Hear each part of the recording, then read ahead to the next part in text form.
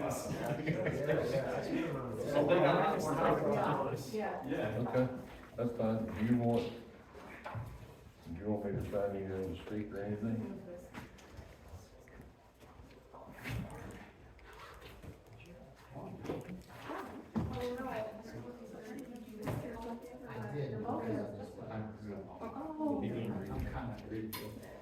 Sorry. And it'll be, somebody has to leave early, and Okay, Gordon asking for cards, please fill them out if you want. somebody make sure you use your form. Yeah. We will. Well, hopefully it won't last that long. I planned for 4 You're not hours, right. they said 1 hour and a half. 4 hours. I planned for 4, I planned for 4, I got 6. Hey, don't think They about said it, it's only David. gonna take about an hour and a half. You don't get to leave early. I planned for You 4. gotta lock the door. Yeah. I'm trying to give you the wrong idea. I know. This looks efficient. Patrick's gonna close it. I'm counting. Hour and a half. It is kind of cool.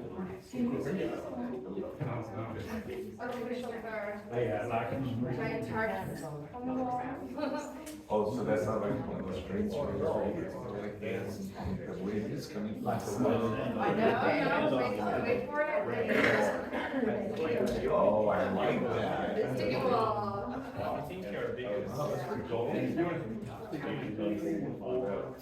I actually have a presentation.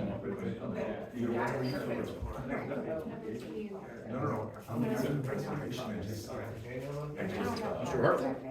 How's it going this evening? Pretty good. Doing all right? Yeah, no complaints.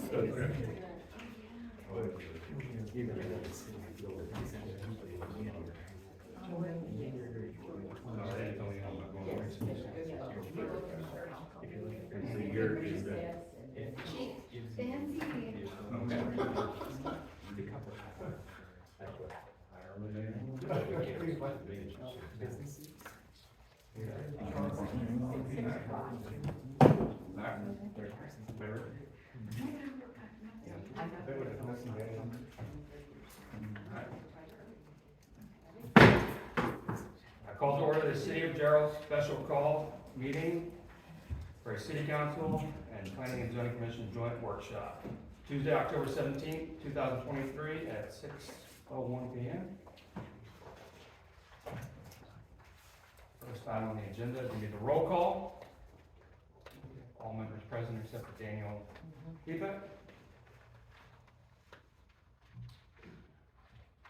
We will now have an invocation and pledge of allegiance led by Council Member Sadek. Dear Heavenly Father, we just come before you today and welcome you in our presence. God, we ask that you will make this meeting a meeting that will unite our P&Z with the City Council, and that we might come up with some ideas that are appropriate for this city. We ask that we have your guidance, and we ask that you continue to bless children and our city. In Jesus' name. I pledge allegiance to the flag of the United States of America and to the republic for which it stands, one nation under God, indivisible, with liberty and justice for all.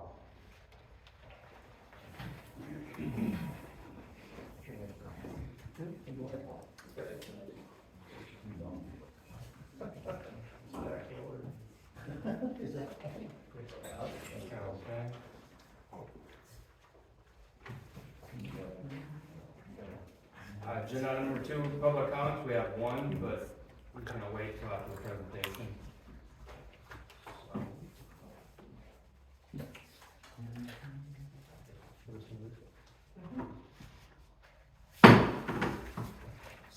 The City Council is now in recess. Correct? Oh, no, we're good, unless somebody steps away from it, we're fine. Okay. We are, call this meeting to order again. Recess was short.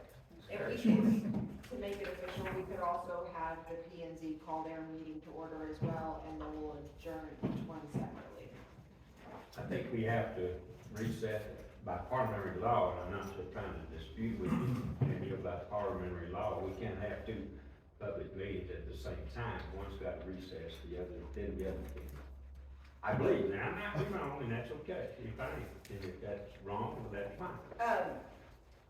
It's in compliance with local government code to have both going on, at once, since we haven't officially adopted Robert's Rules of Order. And so this is how I've always been advised by city attorneys to have both open at the same time. Okay. So we're not following Robert's Rules of Order? Correct. Okay, very good, thank you, ma'am.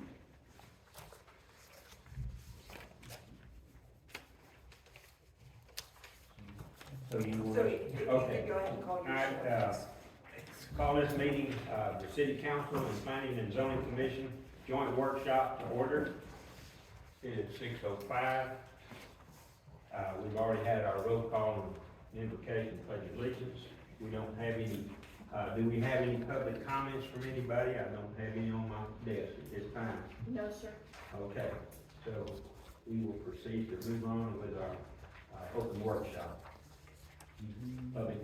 Purpose of the public workshop is to allow for presentation and discussion regarding an update of Chapter 4 of the Unified Development Code. There will be no formal action taken. The general public may attend the workshop. Okay. And we have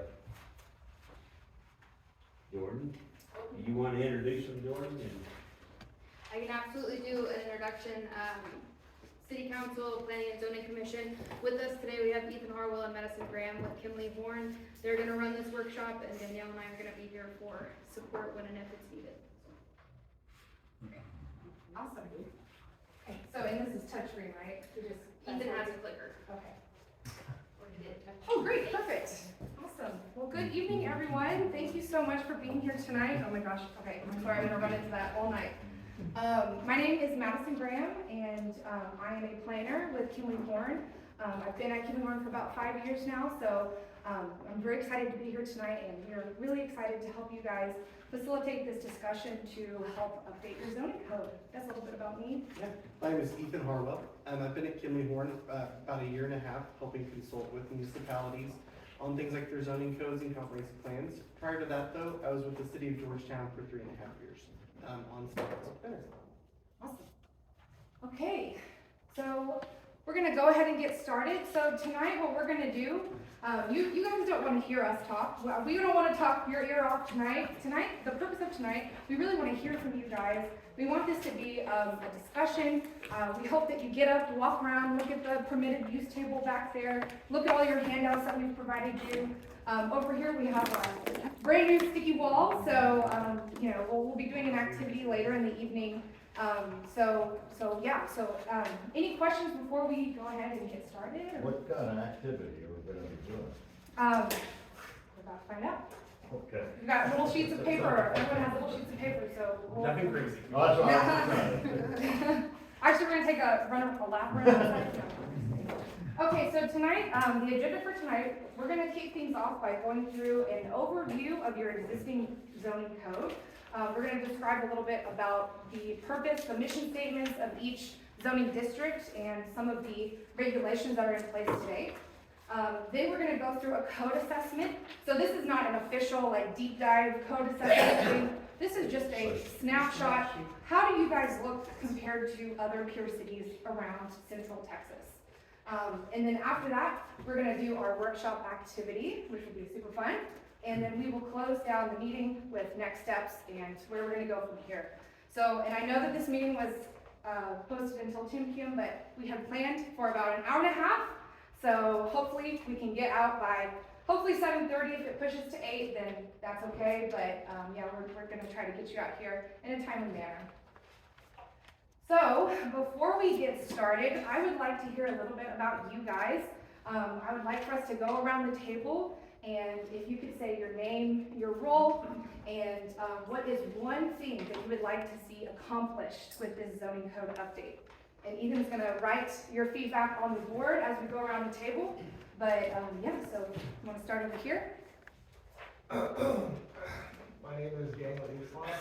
I'll Alderman in place 5, I'm there. I would like to, I'm not really sure what we're gonna be doing, so I would like to understand more of the zoning codes and exactly what it is. Okay, and that's fair, that's fair. If you don't know, that's totally okay. Jeff Seidel, City Council. I would like to see a addition to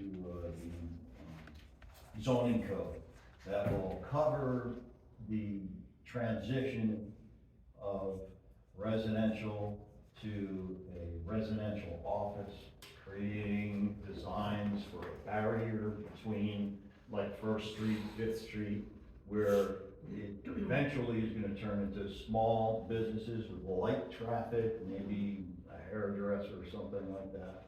And, design it such that parking will be kind of in the back or something, and then say, this is where we draw our line, and this is residential, here's our barrier. And, I think we've noticed a lot of, traffic that's gonna be coming down those two ways. It's gonna be really hard to support. So maybe some transition zoning districts, maybe Absolutely, between. well, absolutely, but a zoning code that I would call a residential office, you might call it SFO. Okay. For office. Thank you. Sure. Tanya Coffin, City Council, Place 3, and I would like us to accomplish knowing where we are and what we have as one group, and then also very excited to see how we compare to other cities with what we have and the potential changes that we can make together. Okay, thank you. Rusty Bryson, Mayor Pro Tem, Place 4. I think the thing that I'm interested in is not so much our codes, but where our zones are at. And we need to reevaluate where they're at, because it's been a while. So we want to make sure that we don't have, you know, industrial in the middle of a housing area. So I'm more interested in that, and looking at what other cities have as well. Thank you. Patrick Chair, Mayor. I don't have anything in particular. I would just kind of agree with my other council members. Just, you know, a functioning code for the city that the majority of people can agree on. David Bryson, Planning and Zoning. For me, I'd like to see, the zones be easier to read and understand where everything's at, and to make sure that our zones that we're going to put in place correspond with our master plan. We've spent a lot of money, the city has, on developing a master plan, as well as, so we need to make sure that fits in with it. And I'd certainly like to find out, where is Old Town, where is downtown? Where is downtown Jarrell? Where is Old Town Jarrell? Heard all kinds of stories on it, so that makes it hard to decide where the codes fit in. For sure. Jason Oliver, member of the P&D. I agree with what David is saying. What is Old Town? What is downtown? I don't know. I've only lived in the city for a few years, and I still don't know what, you know, I mean, I know what people refer to as Old Town, but when you're talking about code, we have to be specific, and I don't think we have a specific definition, so I can't even ask questions about SF1, SF2. When you start, we need more clarity on what downtown and Old Town is, because it seems like everybody wants a plan for that. So we need to be able to holistically figure that out. And I just think that the permitted and conditional uses need to be cleaned up as well. There's a lot of repetitiveness, and maybe even some repetitiveness in the low density, or the SF3? The SF3 is a thing that I'd like to see really focused on, because I just don't understand why it's there in the first place, at this point. Yes, thank you. I'm Sally Candler, I'm on P&Z. Just echoing what everyone's been saying, we need a lot more clarity, definition, functionality of the code. Okay, thank you. Eli Hernandez, one thing I would like to see after we get done with the zoning is, to have the ability to explore what other cities are doing to help us have a better balanced community that would enable us to have a future growth that's going to bring in the right businesses, set up the right zonings for everything that's come. I'm Jeffrey Stockton, I'm a member of the Planning and Zoning Board. I'm looking forward to fostering more communication between the City Council and the Planning and Zoning Board as we move forward to set and really evaluate our foundation, make sure that it's what as many people can agree on and want for Jarrell as we move forward with having a master plan. It's important to follow what we've got set in place and to evaluate it so that we have a good foundation that's not repetitive and is clear and it's easy to read and all those things. So I would echo a lot of the sentiments of the board as well. Awesome. Well, thank you so much for your feedback. That was great initial thoughts. I'm already seeing maybe there's some opportunities to change up that SF3 to include some of that transitional land uses as well. Yeah. So, so the purpose of tonight's meeting, I do want to remind you all that this is one of three. So we're actually going to have 3 of these workshops. So this is the first one. So we are going to try to focus a little bit more on our higher level ideas. What are some of the major goals and objectives that you want to see accomplished in this zoning code update? I understand that, like we want to figure out exactly where the boundaries are, but tonight we are going to be focusing on the definitions of each zoning district. Do we need to add more? Do we want to change some? Do we want to take away some? So, and also we're looking at the permitted use tables, but the second and third workshop is where we can really start to refine some of these ideas and give you guys something to look at. Okay, so with that, I'm going to hand it over to Ethan, maybe. Oh, no? Okay, there we go. Does that work? Okay, now it works. Wonderful. So we don't want to bore you to death. We all know that you know your zoning code, but what we want to do is that we're all on the same page. First, very briefly go through the description of each zoning district so that we all understand what we have and what we're talking about today. So here in Jarrell, we have 14 zoning districts total. We have 5 that are related to non-residential uses. Those include neighborhood commercial, downtown and highway commercial. Our 2 industrial districts, light and general. We have 7 districts related to residential development. Our SF1, SF2, SF3, low, medium, and high density residential. Multifamily, lower density, multifamily residential, which would be our higher density, and then our 2 manufactured housing districts. In addition to that, we have 2 special districts. We have our downtown overlay, and then we have, of course, that planned unit development district, which is the build your own zoning district, which isn't defined in our code, but parameters are set for it. So your SF1 district accommodates really a 1 acre lot. That's a lot that's most likely on septic. SF2 permits your traditional single family development down to 6,500 square foot lots. That's a little over an acre. Your SF3 really permits a lot of the same uses as your SF2 district, but at a slightly higher density, up to 10 units an acre. Your MF1, again, permits a lot of the same things as your SF3 district, as was just mentioned, but allows, and in its purpose statement description, tries to encourage many different types of housing units. Townhomes, duplexes, those really missing middle type products. Up to 10 units an acre, that's the same threshold set by our SF2 zoning. Then your SF3 zoning, then your multifamily 2 would go up to 20 units an acre. By reading through the code, that appears to be more geared towards apartment style homes, not necessarily townhomes or your missing middle style housing. Your MH1 and MH2 districts are very similar. However, your MH1 district appears to be more geared towards a subdivision. And your MH2 district specifically references in its purpose statement potential for maybe more of a manufacturing park that's on 1 lot where spaces are leased. Again, many similarities between your commercial districts. C1 definitely encourages a smaller scale development. In this district, you would expect your permitted uses and design standards to be more appropriate next to resident, single-family development or multifamily development. Downtown commercial, of course, intended for uses that are more appropriate in that downtown, more setting with smaller blocks, more walkable. And your highway commercial, better suited for uses along the highway, and your design standards should reflect that.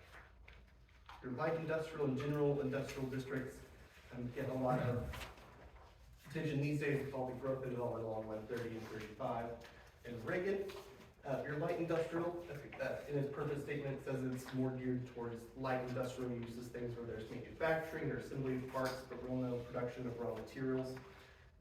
Your general industrial district, in its purpose statement, it specifically calls out nuisance characteristics. When we talk about nuisances, those are things like light, noise, pollution, traffic, heavy industry, that kind of thing. Any question there before we get into your special districts? The Plains Unit Development District is that kind of build your own zoning district, we call it. Most of the time these are being used because someone proposes a product where there is a benefit to the city to negotiate standards for the whole of the development all at once.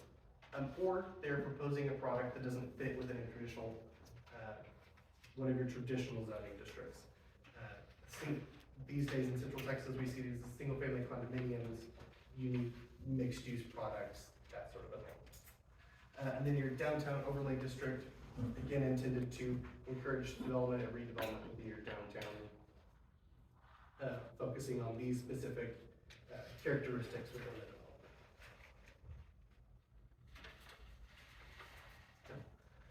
So when we looked at and started comparing Jarrell to some of your peer cities, here along the I-35 corridor and elsewhere, we found that Jarrell, Jarrell stood out in a few different ways.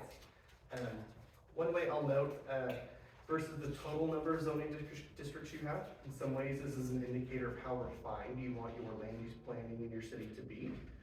There may be districts in some of these cities, like Georgetown or Temple, for instance, that are restricted to a single part of town or a single neighborhood, or districts that are narrowed down to a very specific group of uses. This is very common with residential uses. Many cities will divide single-family zoning into very narrow lot sizes, a quarter to half acre, half to 0.75 acres and up. Or they'll even do this with industrial development, where we want light manufacturing, medium manufacturing, heavy manufacturing, quarry. They can refine them that way. Do you do it by square foot? How would you? Again, square footage is definitely one way you can do it. We know that certain manufacturing uses are going to need more square footage in one building. Or we know that those larger square footage buildings usually get broken up into different smaller tenant suites inside that are ideal for certain types of users. You can also do it by the level of processing and materials they do. Well, like maybe a center that's a logistic, Yeah, if you've got a 200,000 square foot cross-dock warehouse, we know you're not making anything inside. You're unloading trucks on one side of the building and loading trucks on the other side of the building. Right.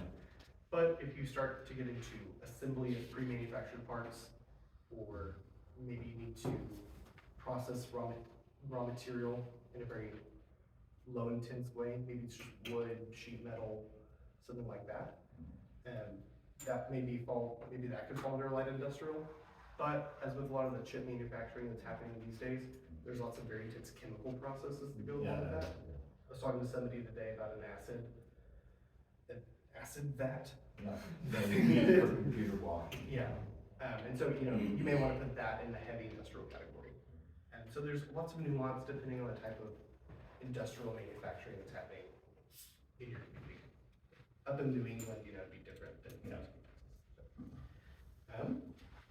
so in some ways, that number of districts just shows us how refined they want their land use planning to be, as would the number of specific uses in your zoning table. Here in Jarrell, we only have 51 specific uses in the table. That contrasts greatly to some place like Georgetown, Tidler, Belton, which are right around 200. That again gives you a finer grain of land use control.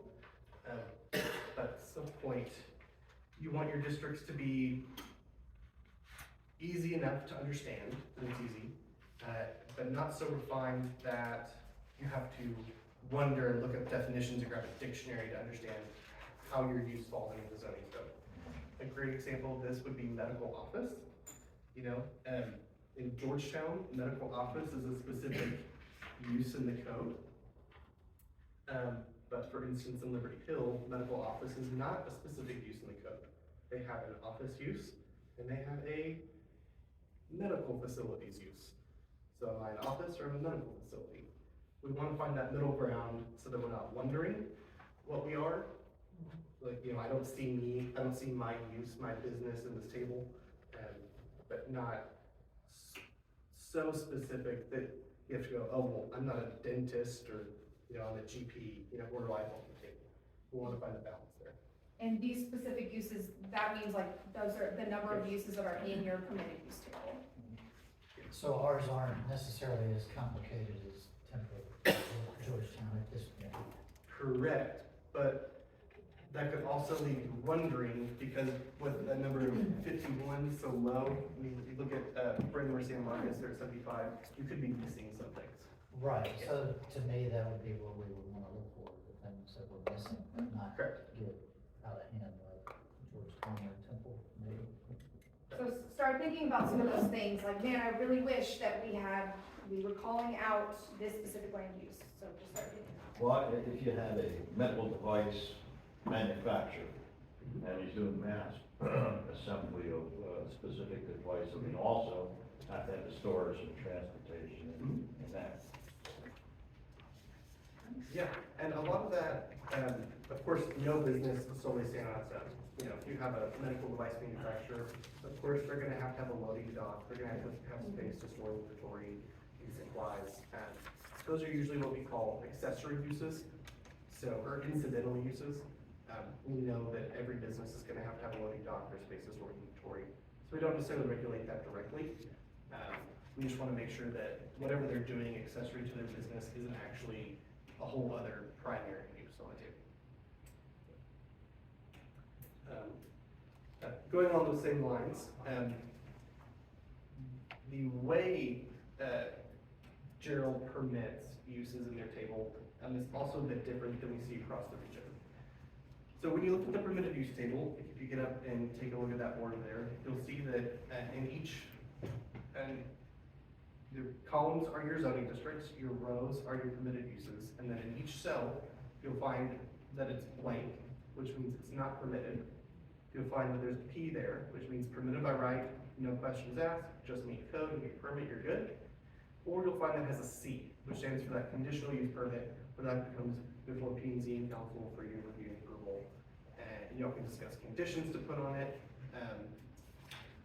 We primarily use those conditional use permits as planners to indicate uses that may be appropriate in each zoning, may be appropriate in that zoning district, and they may be compatible with the other uses in that zoning district, but they may not be appropriate everywhere that zoning district is. For instance, in your neighborhood commercial district, that description and the way we use that district would lead you to place it at the front of neighborhoods, near entrances to neighborhoods, for services that your residents need close to home. Gas station, daycare, hair salon, bank. You can imagine the type of things that you would want close to your neighborhood. And so there may be places where that could be a car wash. A car wash could be something very nice to have close to home, but we may not want a car wash from every single neighborhood in Jarrell. You know, we might maybe want to have some constraint on where we place those and some control around how they look and how they relate to the neighborhoods they're adjacent to. That's a great example of a conditional use permit. However, every other city in our region uses that P and that C in their permitted use table, but you'll also notice that some of them have an L. L generally stands for limitations. So there may be uses, let's use the car wash example again, that you know, every time we have a car wash, I'm going to want the vacuums to be screened and placed around the back. I don't want to see the vacuums from the road. Well, it can kind of streamline the development process and the review for staff, like just going ahead and placing a condition on every car wash that the vacuums have to be screen replacement. You know, you're setting that expectation up front with developers and property owners. That's what the L stands for. So the L means, the L is the same as a P, but it just comes with that condition of, hey, as long, yes, you can have your car washed, you're permitted by right, but you have this one condition. So that was one of the larger differences we saw between Jarrell and the region. And that makes it easier for you guys so that every time, you know, someone comes around, they don't always have to get a conditional use permit, you know? The overlay districts and the I-35 specific standards, the downtown, old town, all kind of tied together. That gets into how you regulate development in different parts of town where you just want development to be different. We don't want the same type of development, you know, in Old Town Jarrell as we want elsewhere in the city or on the fringe around the ETJ. So most cities do that through an overlay district, and that's a very common tool that we use here in Central Texas. Most of those are around historic downtown or old towns, like you see in Georgetown, Belton, or Tibble. Some of those are around historic districts, like in Georgetown, Tibble, San Marcos has a lot of historic districts. They have like 7 of them. Well, we listed them all in here, but they have different design standards for each part of the historic district. Or those could be around large features in their community, like corridors like I-35. So it's kind of hit and miss. Some of our cities in Central Texas have standards specific to I-35, and some of them don't. How development occurs on I-35 and how it looks. Most of them, if they do, I was looking at a few others besides this today, if they do have design standards for I-35, excuse me, development standards for I-35, it's specifically about design, how the buildings looks, how they relate to the street, landscaping, building design, lighting, that sort of thing. Very few of them actually regulate uses along I-35, and that is certainly something you could do with an overlay district. So actually, I think we probably need to stop here a little bit. I think we should ask you guys, just right off the bat, do you have any initial thoughts? Is an overlay for I-35 something that interests you guys? How do you feel about additional standards along I-35? I do, I'd like to see I-35 to be attractive. I don't wanna see a mass, warehouse district on I-35. It distracts from our old town feeling. That's on our master plan. I would rather see warehouse districts and back out of the way, and the interstate be attractive for people driving through. And that's just me, but. Yeah, I see a lot of head nods. Yeah. Great. Agreed. Awesome. Some facades, some basic things, you know, that's to Jarrell. So there's a little bit of look-alike, so to speak. Yes. Well, I can tell you one thing we're missing already. Every other city you drive in says, welcome to Colleen, Toledo, we don't have one, so. They're working on it. Are they? Yes. Yeah, they're working on it. The EDC is Yes. definitely working on it. Yeah, the EDC is working on it. It's been a long process. Have it? So that's one thing, that and all the gas stations, and what, when I tell people I live in Jarrell, they're like, oh, all the gas stations, so be nice to be known for something else.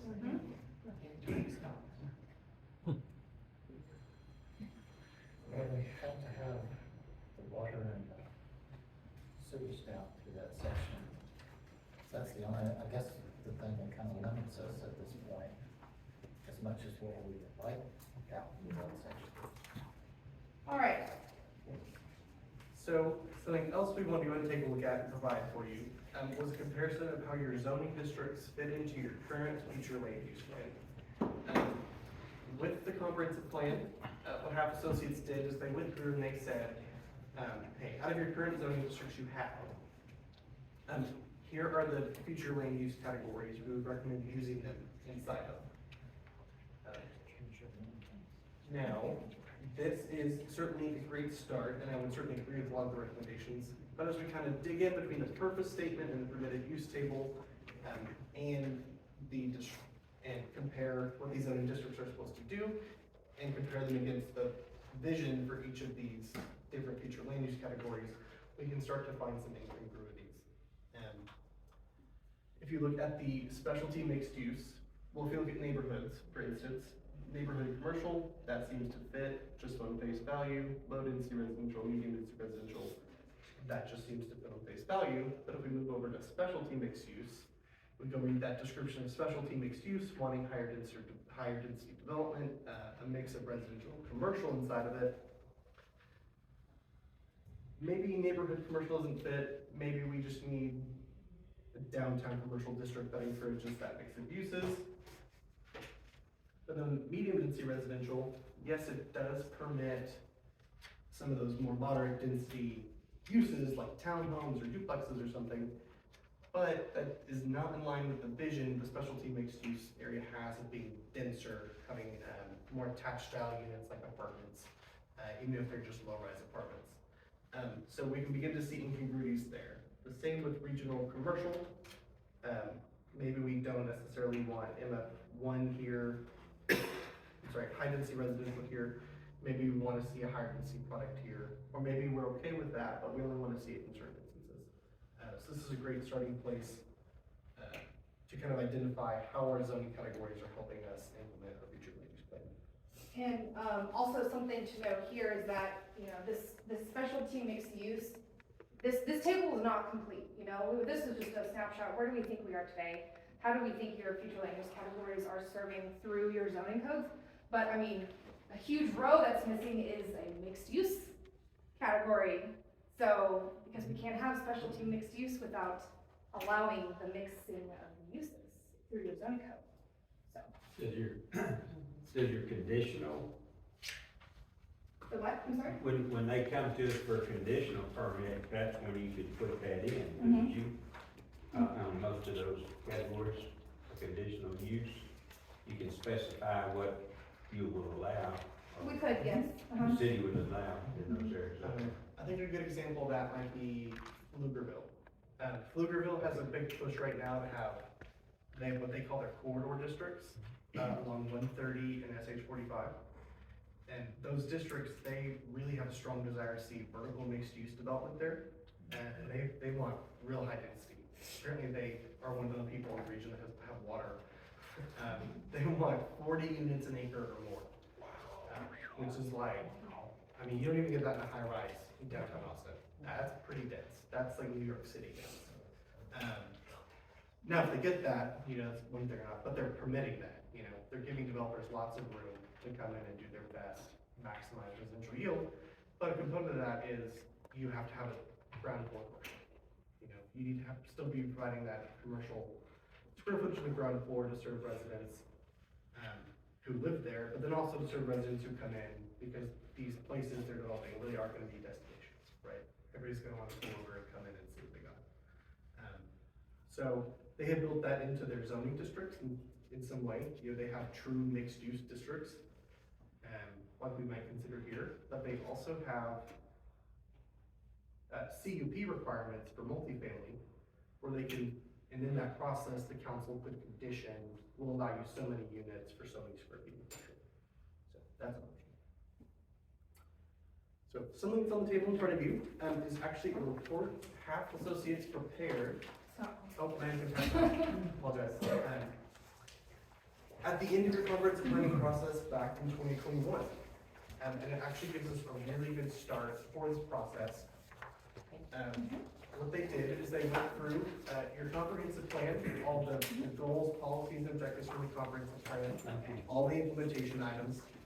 And they said, okay, so how does the UDC need to change to accomplish this, to accomplish our comprehensive plan? So they did cover every single chapter of the UDC, but of course they were only talking about chapter 4. But there are a few things as we move into our workshop discussion that we want to highlight for you guys to start kind of getting the juices flowing. Kind of the biggest thing that they identified is the cumulative nature of the Jarrell UDC. If you look at that permitted use table, if you're turning your attention back to that one, you'll notice that in a few of the uses, mainly single family, you'll see that that P for permitted goes all the way across. single-family homes are permitted in almost every single zoning district except industrial and Jarrell. That was a very common practice back in the day. I grew up in a city that was that way. I never noticed any problems. But today, especially in a community that is geographically as small as Jarrell, that can present some, and is growing as fast as Jarrell, that can present some conflicts just because homes don't turn over as fast as businesses and vacant property. So folks can end up living in an industrial property. There are several uses like that. I should call out single family as an example, probably because it's at the most top of everyone's mind. As Maddie mentioned, we do not have a mixed-use zoning district. We have explicit goals in our comprehensive plan about creating that mixed-use environment here in Jarrell, but currently, all of our districts completely separate residential and commercial uses. As planners, we call that Euclidean zoning. The C2 and the downtown overlay have felt seemed a bit repetitive.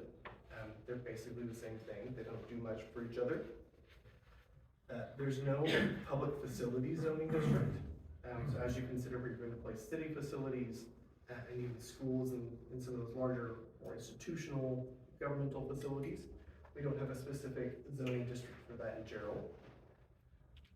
Most of the time, that creates an issue when you have zoned attractive land for specific use. Say you zoned it for single family, and the school district comes and picks up half that tract for a school. That's wonderful, schools are great, but now we're not gonna get that population density in that area that we wanted. If you had a PF zoning, you could specifically designate that tract for a public facilities use, a school use, whatever you want it to be.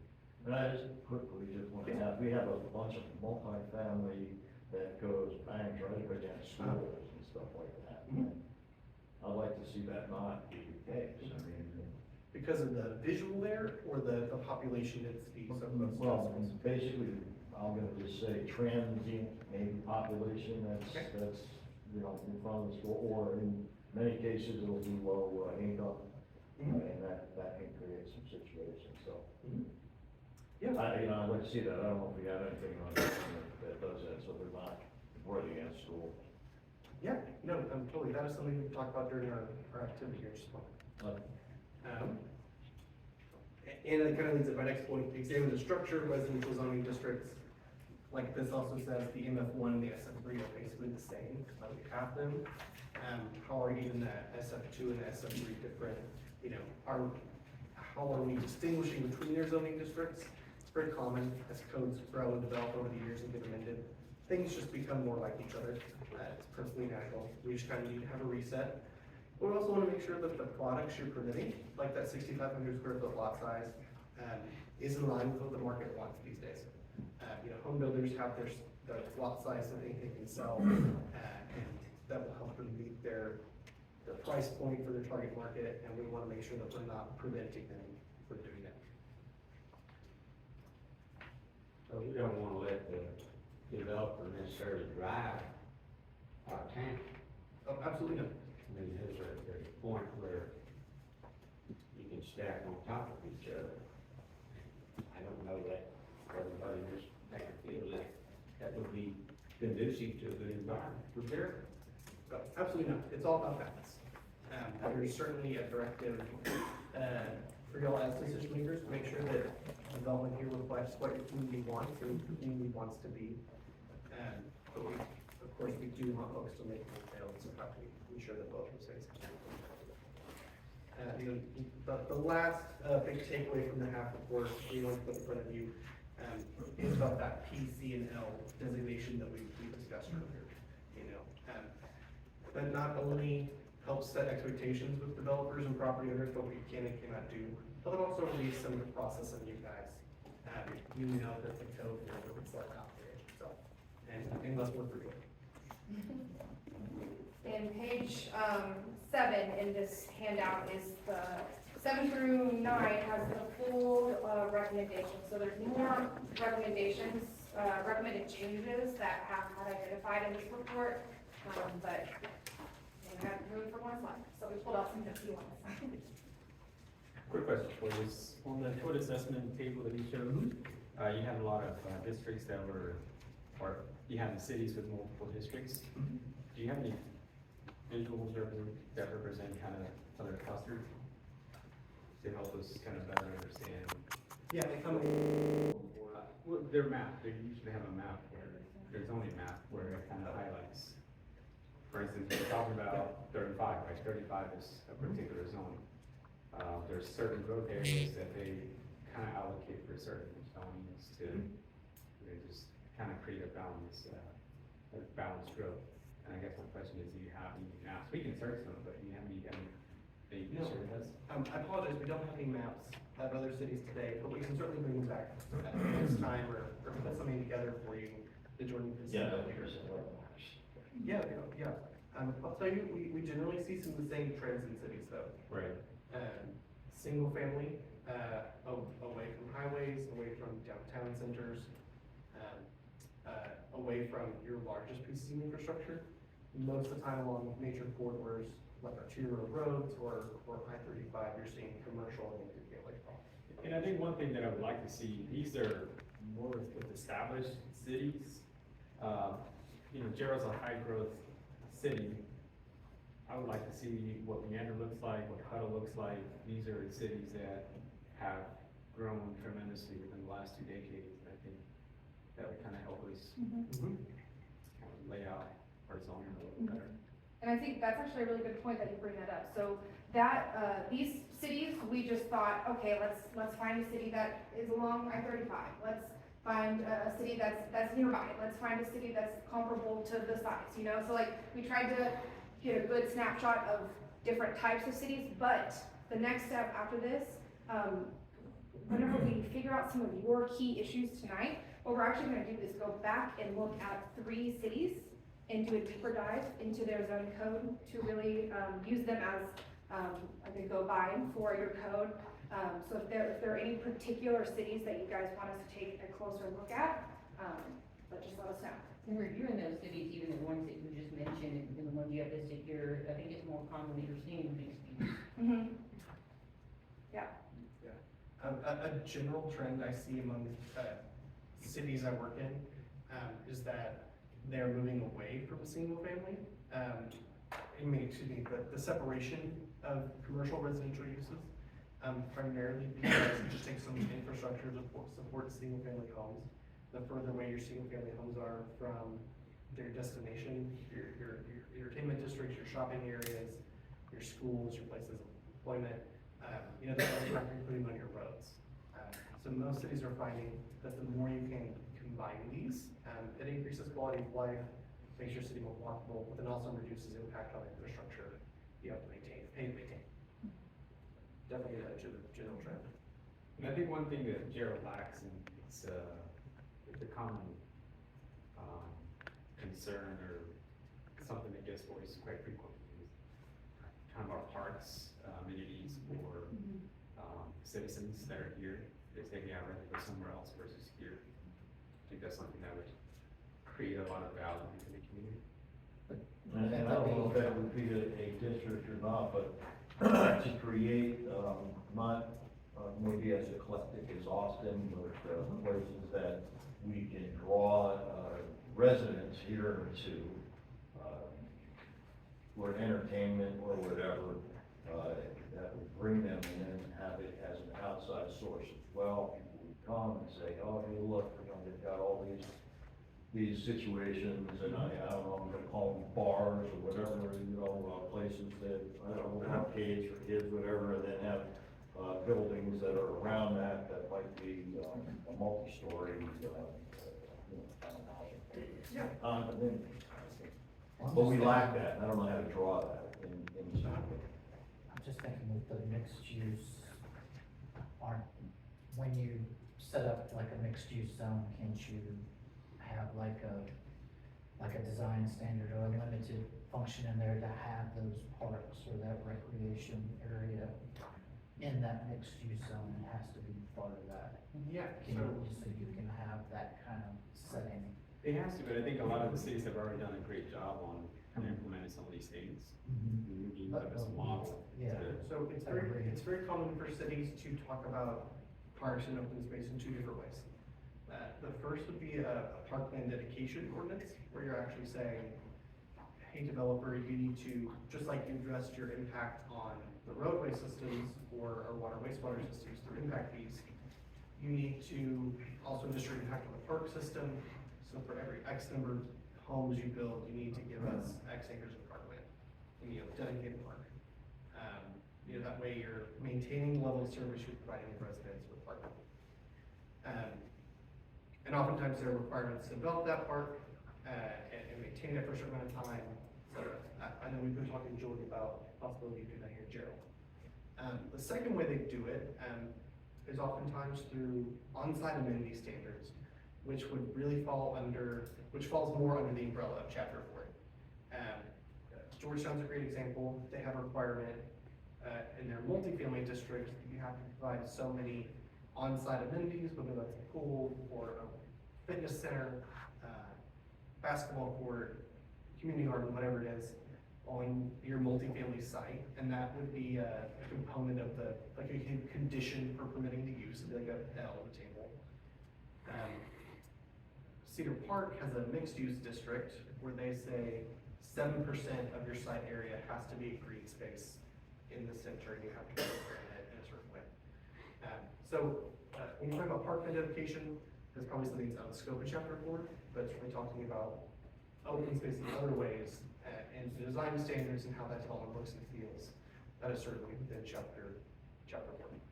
Well, I'll just ask Jordan, back a few years ago, that was part of the development, wasn't it, where we had some walking, trail sidewalks and things like that was built into the development? Yes, so sidewalks are required by code in our infrastructure ordinance. It's standard in residential to do a 48-foot sidewalk, or excuse me, a 48-inch sidewalk, and it has to be contiguous throughout the neighborhood. As far as open space or parkland, we have a 6% ordinance today. Historically, it's always been fee in lieu of, or you build the park, but we don't have the ability to maintain it, so make it HOA maintained. Right. But we do have the ordinance requiring 6%, so it's fine tuning that to getting it to be you have to include the actual improvements to the lot, or whatever that looks like. That'll be part of this update as well, but not under Kimley's scope. So you mentioned that fee in lieu of, is that something we're still practicing, or is that was part of the past? So we haven't had a development in the last 2 years, year and a half, somewhere around there, that's required it, or that's triggered the need for it. Hunter's Glen was the last subdivision, and they do have a pretty, well, I guess Canyon Ranch was as well. Both of those have a pretty decent sized park on their property, but it's HOA maintained per their development agreement. And Rancho de Cielo doesn't apply? It's not in the city limits. When the industry goes and looks at a place to move to, like Samsung or whatever, they look at the schools. Because they're forced, if they're gonna move with them to run their industry or the business, has children in school. And you've gotta have some cooperation with the school in order to get them to come. That's just part of it, getting them to move here. So what are we doing, to help the school to grow? The school's growing. It's because we grew, they're growing. We gotta figure out a way to work with the school, maybe in utilizing some of the facilities they have, maybe an outdoor gym, tennis courts. And some schools do allow it. It is taxpayers owned. So they allow up to a certain time frame, then they turn the lights go off. And that happens in other towns as well. So I'm just saying, we don't wanna leave the school out when we do our planning. Because we gotta work with them, and you can put in a guideline up there, but then again, if the school needs that property, they can get that property, just like we can if we need it to expand ours. The school can take it from the city if it's just an area. Absolutely. I agree with David that we really should have that coordination with the school district. And I'm just wondering right now why we're doing this to develop, our knowledge about, the zoning, and, we're talking about, economic development. And I'd like to see economic development here, because there's people that are really out there bringing that work, I apologize. But, I would like to see that we would be able to, include them. I think that's a driver, and I don't understand why they're not here. They are here. The, all of you here? Okay, are we sitting at the table? Okay. Well, we did talk about having a separate follow-up workshop with the EDC, but just to be able to manage that many voices at one table, we figured it was better as two separate conversations. But I mean, just the way that I see it, they're the supposed driver of bringing economic viability here. They obviously have to be involved in this. So anyway, that was just my comment. I didn't realize you were all, maybe we'll make nameplates for you. I do definitely agree with the EDC and what they stand for, but we have to have places for people to live too. So a business doesn't wanna come here if we don't have a population to work at the business. So we're kinda at this weird spot, I feel, that we don't have enough residents as of yet, but we are growing, just like everybody says. So we need, you have to have that population, like you're saying, to work. Thank you. Okay, well, I don't understand what you mean, but, okay. Well, you're saying that the Economic Development Committee there brings the businesses in, or it's their job to bring them to help. Am I incorrect? I'm just trying to better understand. If we wanna bring these businesses in, we need a place for people to live as well. So that's what we're focusing on here, is a big piece of that, is where people can live in a large group of people, not just single-family homes or multifamily homes, but apartment complexes and things of that, townhomes, whatever the case may be. We do need places for people to live and affordable places for people to live. I understand the living situation, but there's also the business part, industrial, this, that, and the other. I think that they definitely need to combine. It's definitely like I totally agree with that as well, absolutely. It's like a chicken or the egg, you know? People, you know, like, we want people to come and live here, but, you know, they are gonna come live here because of the schools, and so how do we get the schools better? People come to move here, so it's like, but the zoning code is a good way to kind of, have a good reset. We're gonna get ahead of this, we're gonna get ahead of the growth, and we're gonna have a great new zoning code for you guys, to help regulate all of this growth in the future. Okay, so, we are about an hour into our time, so hopefully this second part of the activity will take about an hour or so we might get done closer to about 8 p.m. But so, this is our question tonight to you guys. What issues do you experience with your zoning code?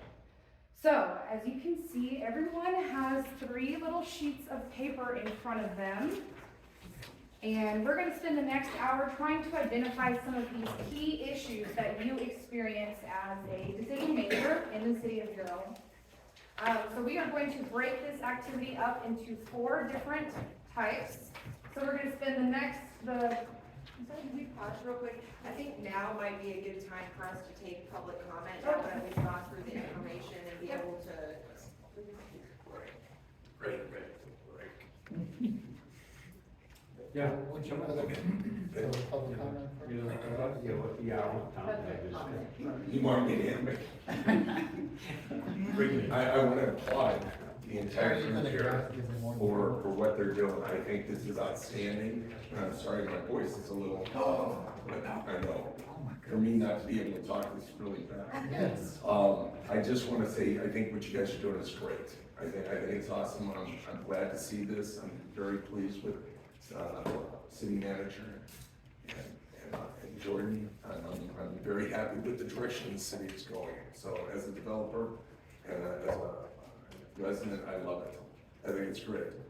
Just a couple comments on your presentation, which I thought was pretty thorough. I just want the individuals to remember that you have to be, I heard comments that we don't want the developer driving the city, we don't want to be this, we want to restrict this, we want to restrict that. Just remember, when you're thinking about stuff, that you don't want to be overly restrictive. okay? Because if you do that, then you'll drive development away, you'll drive, and I can only point to the city of Lancaster as a great example of that. If anybody's ever experienced driving through that city, it's a dead city, it's horrible, great location, doesn't want to go anywhere because they can't get out of their own way. So I would not like to see I would like to see Jarrell avoid that type of scenario. At first, I was kind of against the mixed use zoning, but after you guys explained it, I kind of like it. I think it's great. I think we should have a mix. In fact, there's plenty of places for that where people can just communicate, work as well as live right next to it, and as long as it's defined well, I think it's a great idea. I really hope you guys get rid of the tiered zoning. I think that is horrible, what we have here. I like the idea of the PC and L.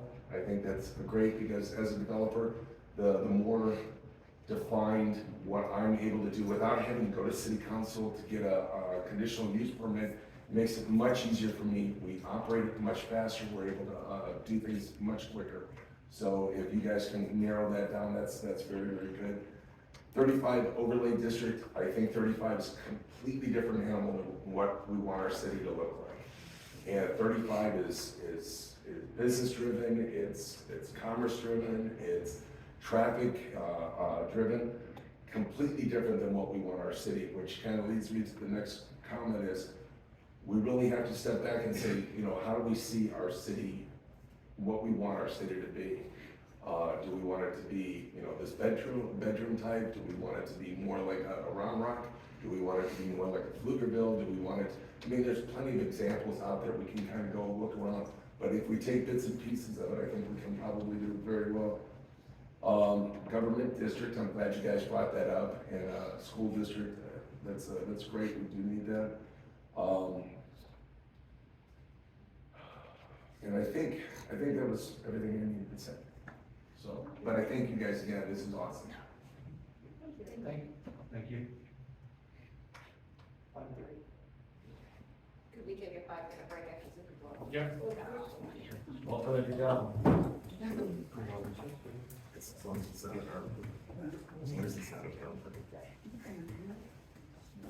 Also, if you were curious to know what direction the city of Jarrell is heading, I highly recommend reading their comprehensive plan. I was part of He was on the, oh,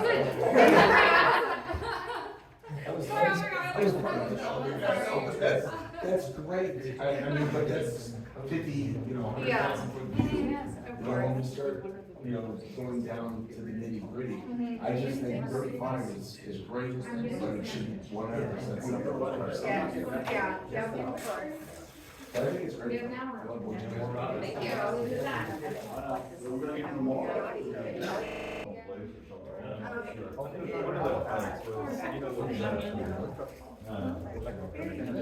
I'm good at it. No, you're fine. I need to run away from people. They attract me. They run to my hips. Yeah, I can. So what do you do with that? All right. I think we need to. Yeah, just go ahead.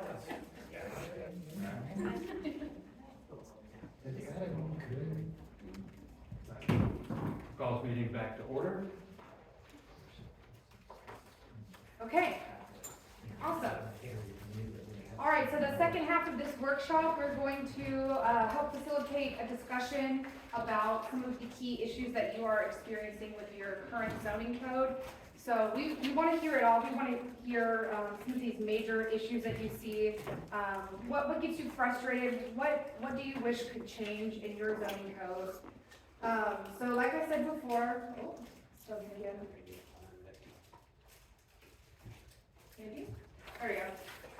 So like I said before, we're going to break this down into 4 parts of this activity. So we're going to spend about 10 to 15 minutes brainstorming and thinking about some of those key issues. And during this brainstorming session, you will be writing out your top 3 key issues on your pieces of paper. And then we're going to put them up on the board, on the sticky sticky wall over here, and then we're gonna discuss. We're gonna talk about some of these key issues that you're experiencing, and then we're gonna group them. We're gonna cluster them on our sticky wall and try to get, maybe 5 or 6 or 7 major key issues that you really wanna see addressed in this zoning code update. So that's step 3, identify those key issues, and then we're gonna brainstorm some potential solutions. How would you like us to address this? If we're not gonna be regulating it in this way, how should we go about when we draft this new version of the zoning code? How would you like us to address that? And there might be some things that you say, I don't know, that's your job. So, and that's okay. We can absolutely rely on best practices, look at peer cities and everything like that. But this is your opportunity to really tell us what you want to see changed in your zoning code. Anything to add? Okay, so step 1, you all have 3 sheets of paper in front of you. Feel free to write down some of these key issues that you're experiencing. Also, something I forgot to mention at the beginning of our workshop, can I steal this for a second? So this little handout was provided to you guys prior to this workshop. If you've taken the time to look through that and fill that out, we'd love to take that from you, or maybe you can email us a copy of that. But also, as we go through this activity, if you see some things that you don't have any room to write down, please, we want you to mark this up. We want you to write in, additional permitted uses. Take this out of the conditional uses, and then, provide any additional feedback that you may have on that handout. Okay, so step 1, please take about 10 minutes or so to think about some of these key issues and start to write those down. Yes, and of course, we're working with small sheets of paper. So 3 to 5 words if you can. I'm not gonna blame you if it's 7 or 9. So you can put it on. Yeah, but make sure just write big so that we can all read it from the board, because in a moment, we're gonna gather around the board and kind of discuss. Yeah, you don't have to write out like a paragraph. We're gonna ask you to elaborate on your parts. And so, any idea you have is helpful. We've got some examples up here if you need to help, some help getting your juices flowing, or if you need to turn to your neighbor, so you can wordsmith something or talk something out with each other. We'll give you about 10 minutes. And you can be as specific, like, I do not like, this specific use being permitted in this specific zoning district, or it can be very high level, like, I think we need to differentiate between SF3 and SF1. Be better. That's it.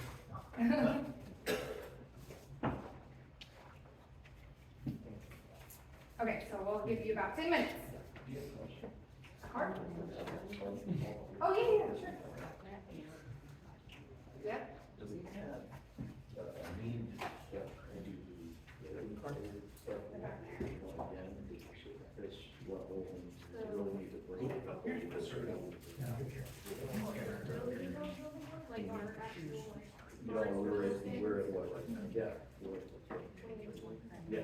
So, should that be a discussion? That's really nice. So, But I mean, we do.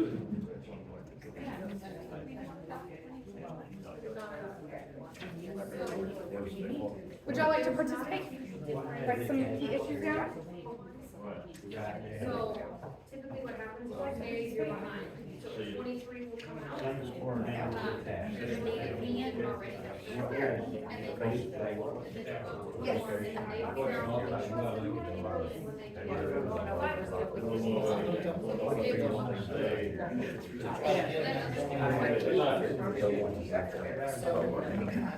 So, that each one of these have a definition or a glossary table. We don't have one on the website. We should have one that could be. Big words. I know, I have to look on it, and somebody kind of told me about.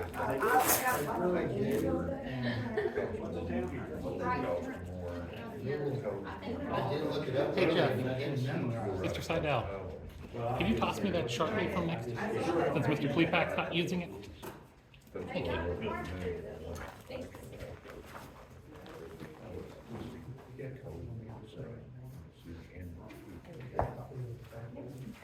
Now, if you get to your third card and you're thinking, gosh, I just have one or two more, raise your hand, you can pass out the additional cards. But I can regulate the PCJ. You got some, do you need some pens?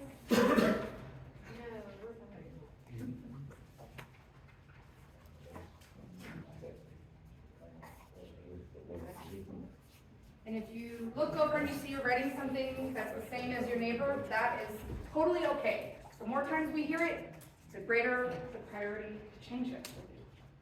So we know it's important. Yeah.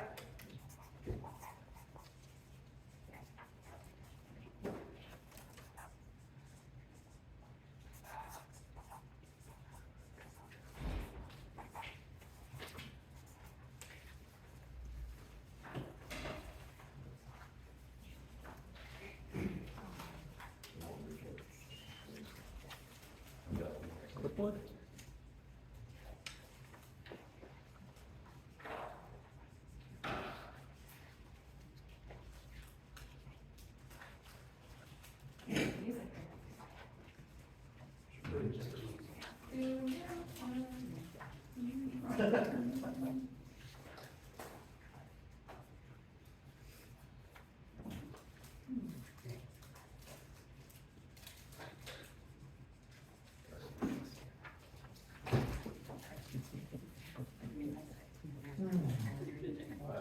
You did what you had to do.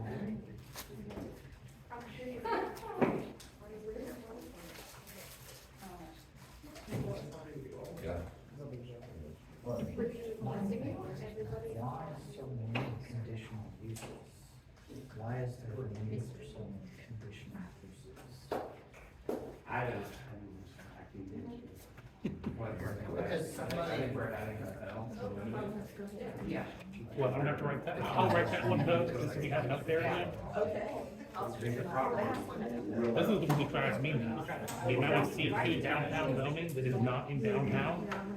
You've got it on that side, you've got it up here, you've got it over here. And there's none in downtown. Yeah, that's what she said. Where is it? There's some in front of Meadow Valley Loop, which, that's not downtown last I checked, it could be. I don't think it is.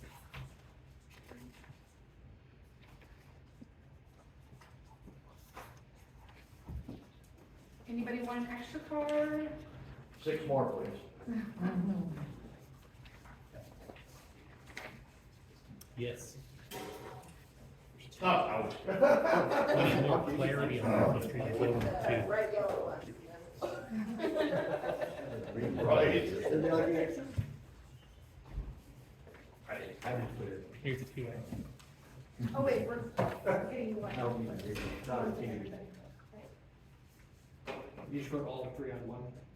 Is that what you're saying? Right there. Everything's on there, I don't want to know. Well, hang on just a second. Okay. Anybody need any extra cards though? Anybody need a fourth or fifth?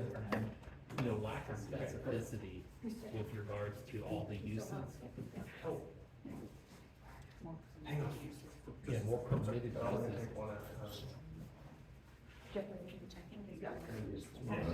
Cause that has been, so my parents were over in Copper's Cove, and going through, they're doing the same process.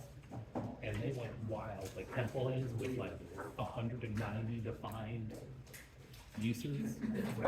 But that way, you know, every use, you know where it goes. Okay, here in a Or it second, I'm gonna can't come go. around and we're gonna start looking at the first round, round one. Oh, yeah, two would be nice.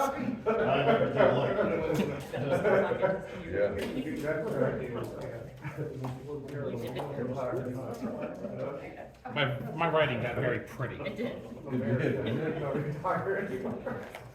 I just bring you around everywhere we go. Just one more second. Looks like we're finishing up. Okay, we're gonna pick up the cards in 2 rounds. The first round, we want to pick up your most important card, the thing that you're most proud of, the thing that you really want to hammer home, your comment that's clearest. So we'll hold them up, we'll come around together. Thank you. The one that. Most important one? Most important one. Were you kidding? We'll go with it. Yeah. Most important.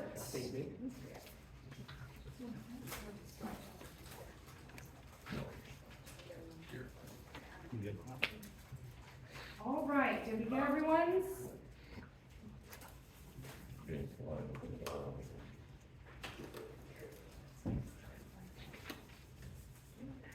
All right. So we're putting them up here on our sticky wall. Oh.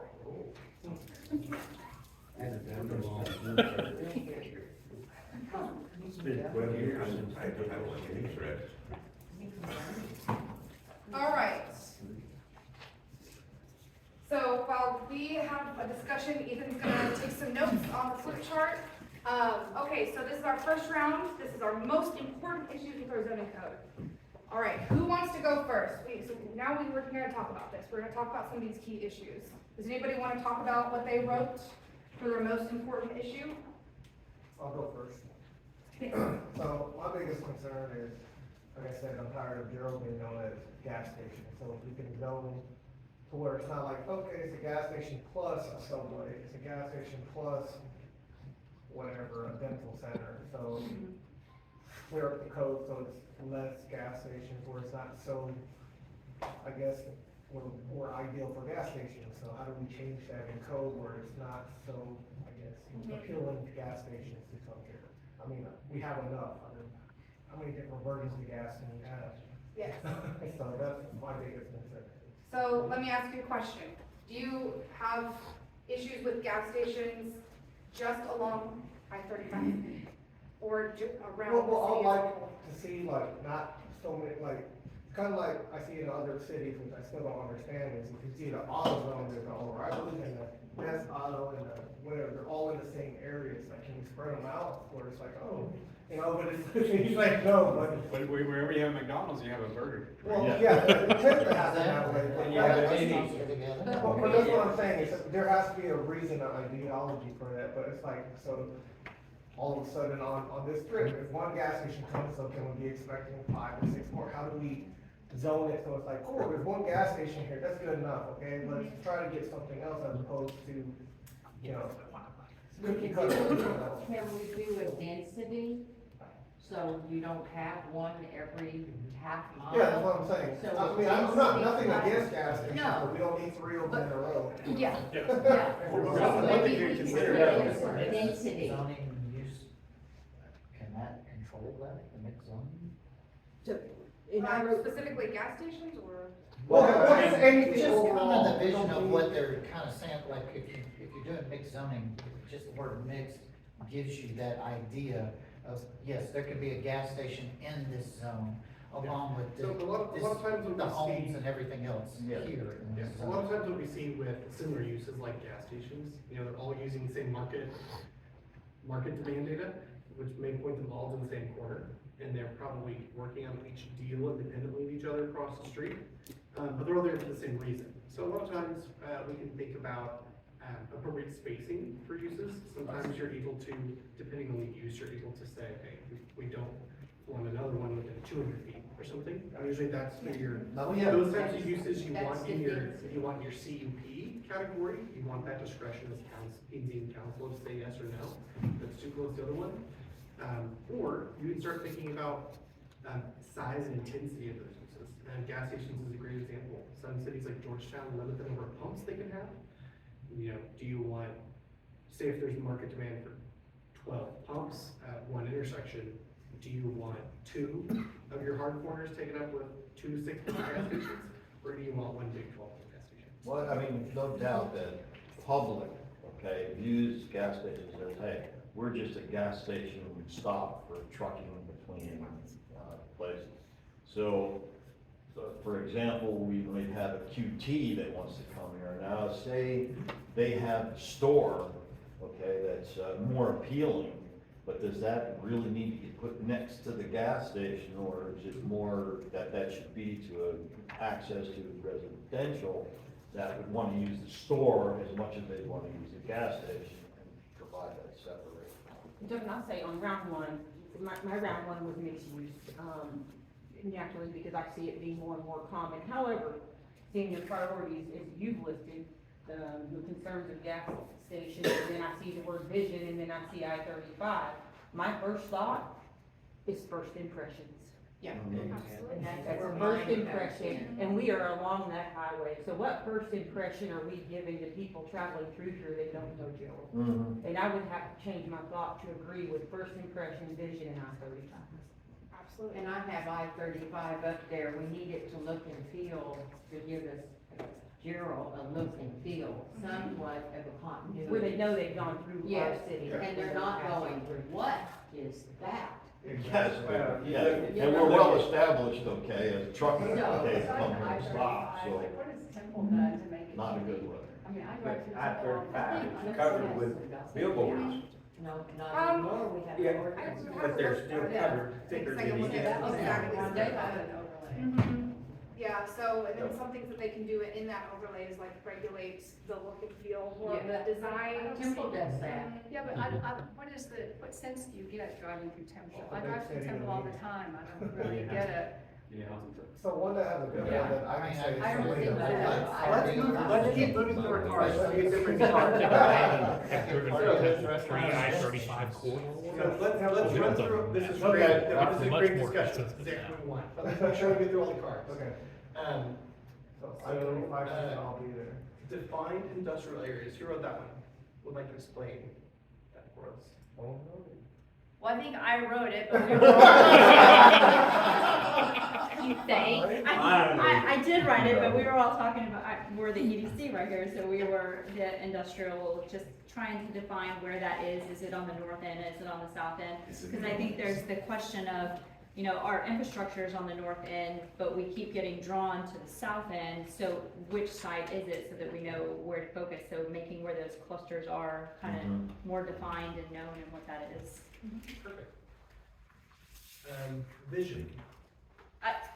That was us again. Again, so I think it just goes, and I think Ms. Clausen said it too, right now, just kind of the vision, not knowing what everybody sees is where Jarrell is going, to kind of know where some of these are. So I just think that's kind of the overarching umbrella that ultimately kind of goes down to some of the other things. Can I speak for the industrial areas? Just, I think we as the planning and zoning, and the council need to sort of be in some sort of agreement. Do we all want it to be on the north side of town? Do we want it to be on the south side of town? We all need to be able to agree on it, where we think it should be and where the residents want it to be. So that way, when they, I don't think we have control on that. Yeah. I mean, if Well, a business or a yeah. business coming in, if you have a piece of property on the south, north, east, or west, you want to take advantage of whatever opportunities you have, so you really can't restrict someone to one location. Yes, you can restrict what should go on different properties, not through regulations, but through your future land use map. So your future land use map should be that roadmap of where things should be located in the city. So I've written that question up on our parking lot board, you know, industrial, north or south. I think that ties our theme of vision. I think we'll wrap back up to that in just a moment. But I want to be sure we get through the first round of cards before we dive into those bigger questions. I just wanted definitions. I like it. I mean, what is a multifamily? What is a duplex? What's a townhome? You know, what's a minor utility? What's a major utility? I don't know. That's about just defining what we're talking about. Yeah, All having the same it's part of the understanding. zoning, so define this for me, clarify. And then you also have a mention on here about major minor utilities. Yes. Same thing, define them. Yeah, just define what it is, because it's listed on MF2, for instance. Yeah. All those things are listed in, and the conditional uses are pretty much all the same. Yeah, but you don't know what a major utility is. Yeah. Is it a lift station, is it Yeah. a cell tower, is it What's basically a water treatment plant? Every one of them just electricity, one of them water, I don't know. Yeah, perfect. Addability for mixed-use zoning with possible M's. Is there anything like us to know about that? just being able to have that classification. Flexibility. That's, I think that's one of the biggest things, because while the zoning, I think the zoning table seems pretty restrictive in some sorts. So the mixed use would be kind of a freeing of, I think. Lead neighbor retail. That's neat. That more goes off of the pod mentality that not everything is defined in one specific area. So that we get the, you know, the salons, the gas stations, even some of the light industrial type uses away from a specific spot and more intermingled within the community. So now we're not running in and out to the exact same place every single time. Perfect. I-35 overlay, how/what has Temple done for overlay? Yeah, that was mine. Just we already kind of talked about it. Just how has Temple accomplished a unique identity for its overlay? I don't see it driving down Temple. Just because they have it doesn't mean it works. Exactly, yeah, exactly. Updated maps, clear future land use. Yeah, that was me. I think having a foundation for us to work off of that we can agree on for the majority gives us a clear direction to go on what we should rule, how we want to build out the city, and those kinds of things. Where is downtown? So that's the EDC group again. So we know theoretically where Old Town is, but it's pretty run down. It's in bad shape. So is that where we want the future of downtown to be? Is it over by City Hall and Town Center? And have we defined an area for where downtown is gonna be? I'm not saying it should be by Town Center. We just would like to know what the district is gonna be, fully kind of fleshed out. Yeah, perfect. I think it goes back to that vision. When I first came on, nobody wanted downtown to be downtown. It was, well, Town Center is where the next downtown is. So there was never, like, is downtown old downtown? Is it a new downtown? Where is Town Center essentially? Chapter 4 is outdated. 4.06 residential district, table 4.4 density. So that was me. When I read this, it says, what issues do you experience with your zoning code? And I kind of took a different angle. I think right now, we don't, I think the reason we're here is because our UDC is not clear. There's a lot of conflicts. So, but we're working on it, so I think that's kind of been. Was there something specific about the residential districts though, or the densities? Well, I kind of agree with you on that. It's like, how do we determine that? Why are those numbers there? Is that number there because at the time when it was just written, that's what the common thing was? Should it be more? Do you want it to be more? Do you think it should be more? Do other cities have more as far as density in those? Well, I think you just need a better reference point, because I don't think this, Jarrell has grown tremendously prior to the last 5-6 years. You really didn't have as much demand, so things could be handled pretty easily. Where now you need a lot more definitions to kind of keep transparency and stay in line with what we're trying to achieve. So it sounds like there's a technical aspect to this. Okay, how do we know these numbers are correct? But also a buy-in component. How are these numbers arbitrary, or is there a purpose point? Read that right? And that's one of the main reasons why we look at other peer communities. And every community that updates their zoning code also does that. They look around, okay, what are some of these other cities doing? And what is a city that we can model ourselves after? Oh, that'd be so cool. In 10 years, we look like this. But not exactly because we're Jarrell, we're unique, and this is our community, but it's a good way to have a goal. Yep. Our last two from this round: retirement and elderly care, and housing, and add a limited use code. Well, I'm an old guy, and that's probably what I'm looking at now. If you look at most cities, they'll have a designation for what I'll call transitional places to go.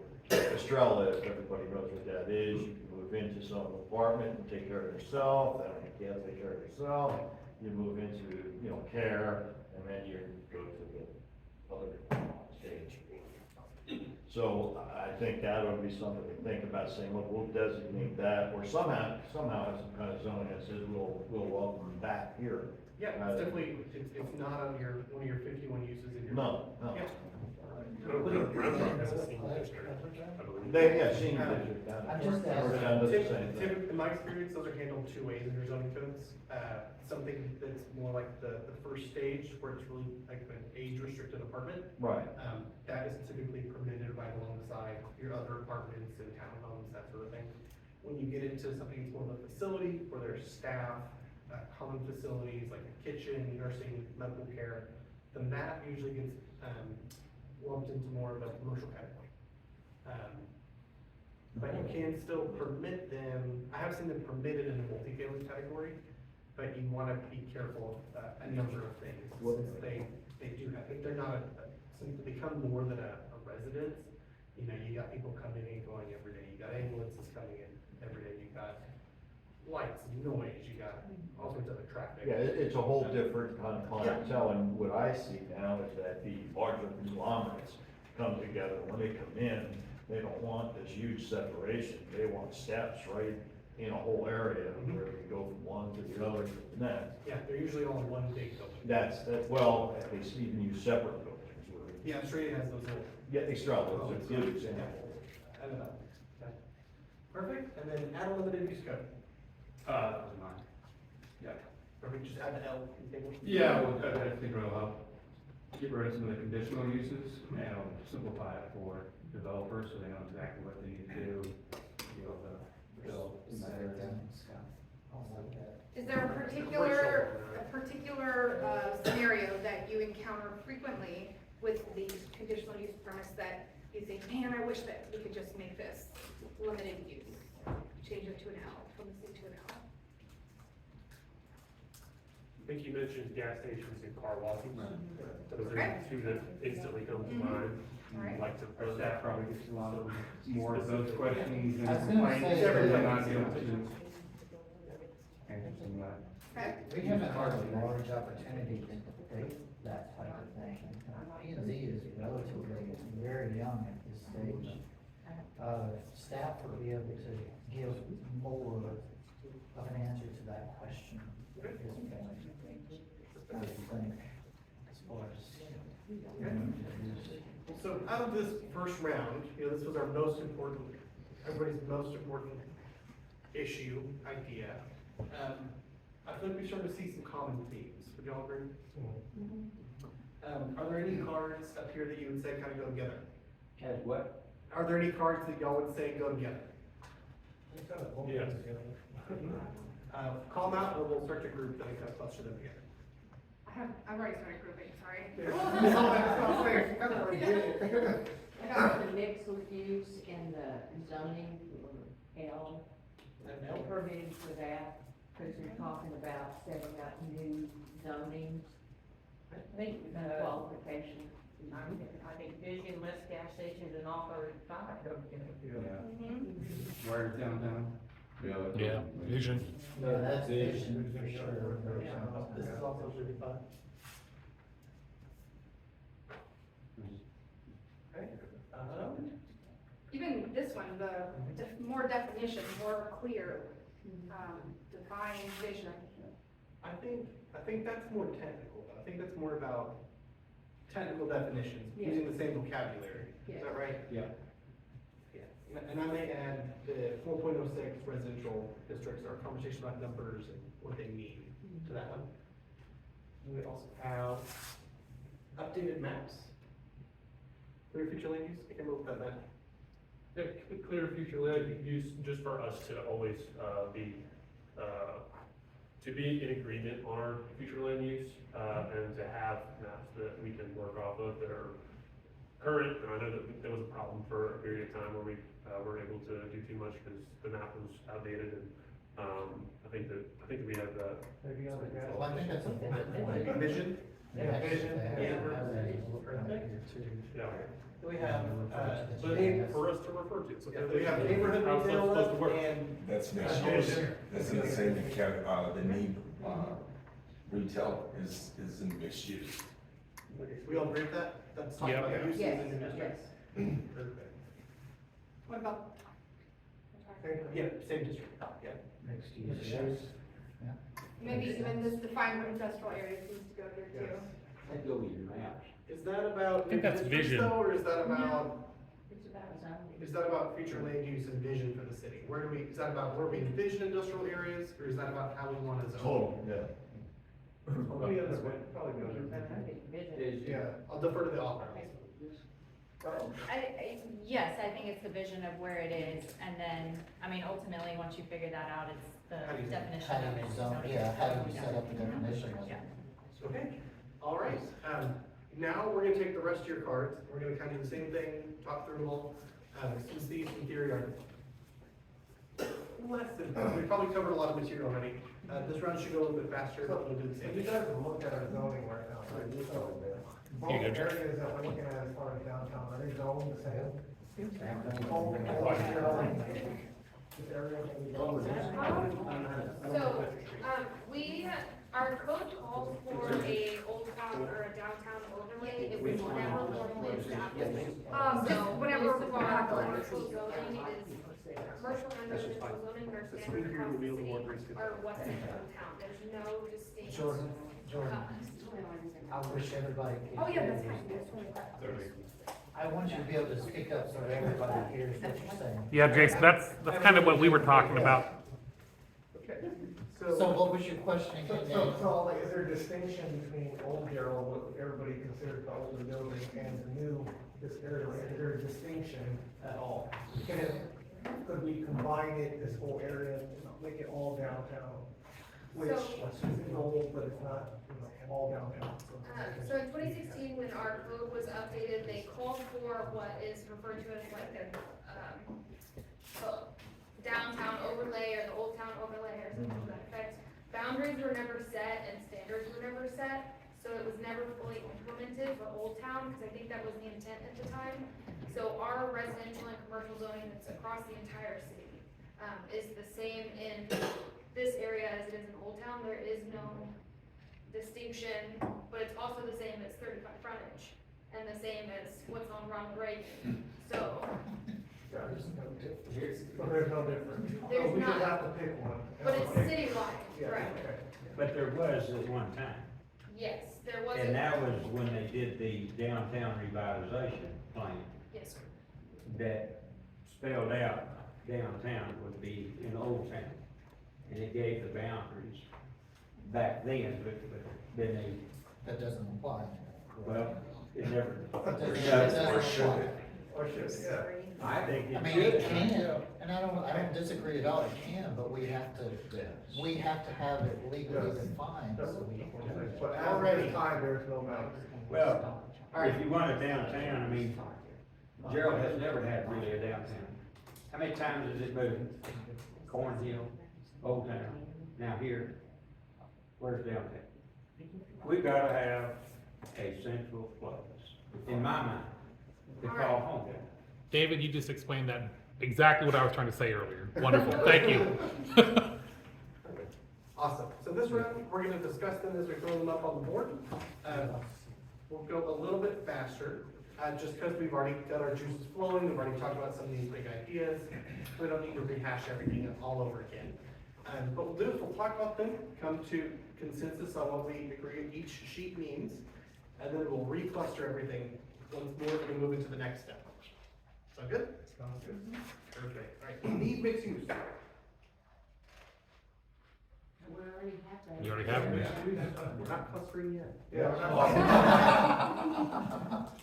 Alright, simplified code. That seems pretty self-explanatory. Yeah. You want to elaborate? No, we want to. Okay. I like that one real well.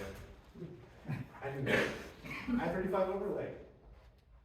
Does the author want to add any color to that one? Not any more than that. No. Define downtown overlay. Hey, at least we're consistent, you know? Entertainment district. Oh, yes. Okay. Does that mean a downtown, or does that mean something different?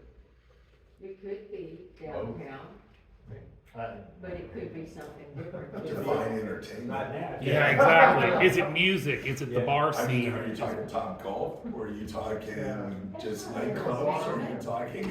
That's true. Mixed use. NFL team. We're talking about a destination. Yeah. For Yeah. entertainment, whatever. Yeah. Define, okay. C2 downtown, not in downtown. Medical office and hospital. Yeah. Is that about something specific? Just we need it, and I didn't know if it was in the codes or not. You mentioned something earlier about medical office not being there, so. It depends on what you're talking about. Yeah. If you'll find it on your community use table. Yeah. I think a lot of us can probably agree that we want to work on the community use table. Clean any purpose in a lower class and repetition. Clean any purpose in a lower class and repetition. That was me, when you talked about it earlier, I think it's very eye-opening that if you've got C2, and anything below C2 can automatically go there. And then you've got a lot of repetition, I'm looking to clean that up. No, gotcha, understood. I absolutely agree with that. Equal residential MF2 to support commercial retail C2. So I kinda like that, what I see in Georgetown or the domain, it's like they have shops where you have people that live there, function, and so you're not building a lot of land, but you're gonna bring things in, encourage growth, and residential on top of it, same thing, just have it equal. If retail follows rooftops, you're just putting your rooftops in your. Yes. I don't mean to, well, actually I do mean to. Being honest, go ahead, Tom. I love that idea, I think it's great, but you should also have a caveat in there that if somebody does do that and the retail's not there to establish it, that you allow them to do residential along the bottom, they build it for commercial, 12-foot ceilings or 12-foot cap ceilings or whatever, but you allow them to put residential in on the bottom until the retail catches up. If you don't give them that, you may not get them to come at all. Well, that's exactly what Novak did when he built the summit. Yeah. And that's exactly how that works. So as long as you guys are thinking about that, and that's in the back of your heads, that's, The guy we work with actually lives in a unit like that. There you go. Down in Austin off the bar. there you go. He lives across the street from a Chinese restaurant, which is great for him. That would be great. Need more commercial and industrial. Is that just about quantity of that activity here in town? Yes. Or is that about? That was Okay. Not enough design standards for our high density zones. Does somebody have a specific design standard in mind?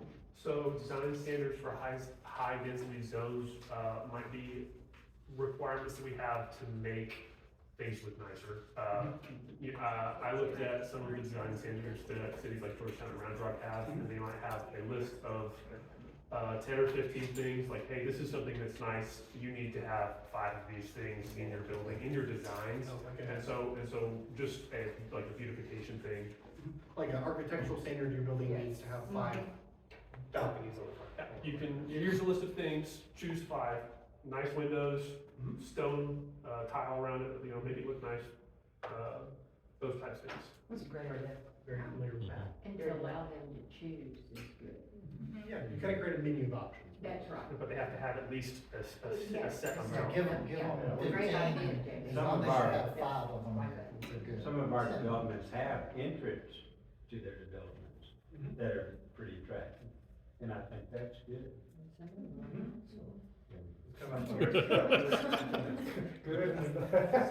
Then seeing houses like this come up, and I would like houses to look a little bit nicer. I think this is in a flood, but I don't know. Where is that? It's, pretty close to the new school. Oh, yeah. Oh, the 305 and 307? Have you seen those houses? Yellow. Mixed use, jobs and residences.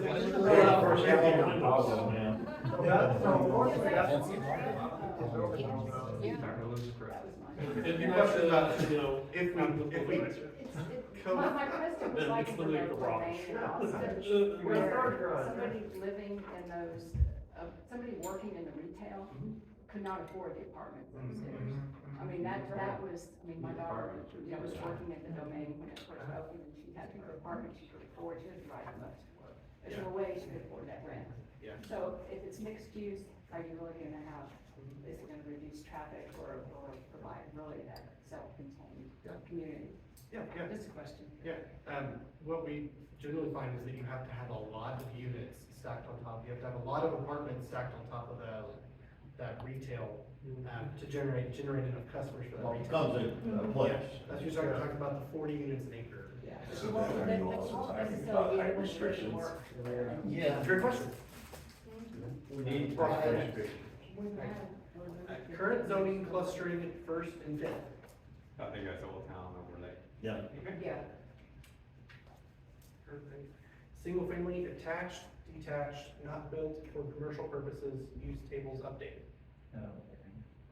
Yeah, just tired of the permitted use table and what was discussed over there. The Bs and Cs and Ls. Yes. Why the need for so many conditional uses for almost all zones? That would be me as well. That is, to me, I think that's one of the biggest things that we need to clean up. And I would really hope that we get some feedback from the council on what they see or what they feel the residents are looking for in that piece of it, because that will help us as well. Enforcement. This is more after the fact, but the going backwards on the places that we have zoned, whatever it is, and it's not. But yet we've had them, I mean, they're in the wrong zoning, they're operating completely wrong. What is the game plan for making sure that happens? I'll second And stuff gets cleaned up. That's not what I meant with Yeah. clear maps, you know, and if that land use is not being used right. But it's more the enforcement he's talking about. And enforcing, yeah, I definitely. And getting them, I mean, if they've worked there for, 10 years, and they are, clearly in a residential area, but they've been operating, and it's always been zoned residential, but they've just opened up shop and now started operating as a commercial. Are you looking more along the lines of code enforcement or? I don't know if it's code enforcement. I think there's a part of what you're talking about that is maybe in the development process, it's plan review. We're talking about conversion of residential to commercial. And then there's the operational part of that, that's code enforcement. Right. How are you gonna go out there, knock on their door and issue citation? But I think there's also kind of the part that we can address now in chapter 4, which would be terms for grandfathering and that sort of thing. Sure. Yeah. And that's, again, one of the reasons why I would like planning and zoning to, when they meet, that they would be in separation, at least 3 weeks. And I'd like to see the day after a council meeting, and then they can report on some of these issues, so the council can review it, talk to citizens, whatever, that really can tighten it up, so our council meetings go a lot smoother. All right, our last 2 cards, no plan for downtown and clear definitions for where downtown is. Okay, What is, I don't know. Okay, so out of our second round of cards, certainly heard a lot of continuous themes. But I think we also kind of developed our discussion a little bit. So if we had to go cluster these ideas into those 3 categories we created earlier, how might you do that? What do you think belongs where? I think we have some clear answers about downtown. I think downtown should be its own. Yeah. I think we need to remove. So let's put downtown. Where is downtown? Right now, move it over downtown. Yeah. Where is downtown? you can't go in there and just go make all kinds of recommendations without their input. For sure. And I don't think that's fair to them. They did vote to have a city, by the way, Oh, absolutely. when the petition was created. Yeah, and this doesn't mean we're gonna go in and rezone anything now, it's just that we're gonna talk about it. Okay? I think this is, the need for conditional uses can go in the technical column.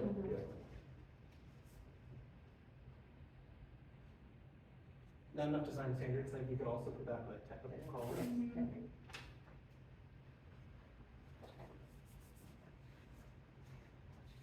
Got a couple of I-35 with there.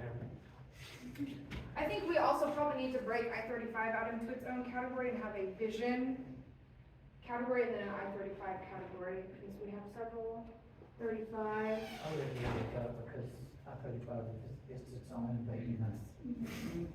So Kind of like downtown. Yes. I can agree with that. Oh, okay. Oh, no. Okay. You got more room down here on this side.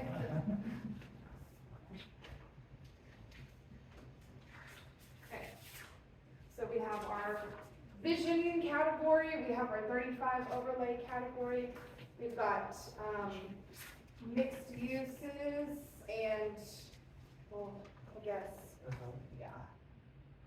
This one, let's go over here. I think we could break down similar conversation about uses down into like a permitted use given category. Mm-hmm. I think adding a mixed use zoning district would be its own category, and then revising our permitted use table we have now would be. Yes, with the L, that's a big piece. All right. Enforcement, division, work. Enforcement could be also goes to that grandfathering, you know, where we were talking about. That's in the technical. Very technical regulations. You're talking grandfathering, and that's rules that you're having to come up with. Wait, so we're breaking out mixed use into its own thing. So right now, the other two that don't have to do with mixed use are the retirement. Division. care. Those, I mean, well, we could also probably have like a desired. I think we could put that in the use table update, Yeah. Okay. because that's a use that we need to add, like, if somebody's clearly missing. Yeah, oh yeah. Yes. And then commercial and industrial could be there. I think it's gonna be important for our commercial and industrial districts to make sure that we craft them the right way and that we add the uses the correct way to the permitted use table.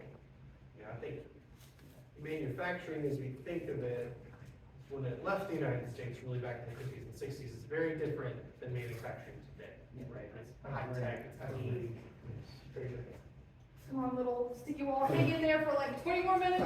But it has a two little cans of glue on it. Mixed use, Mixed use, we're getting there, y'all.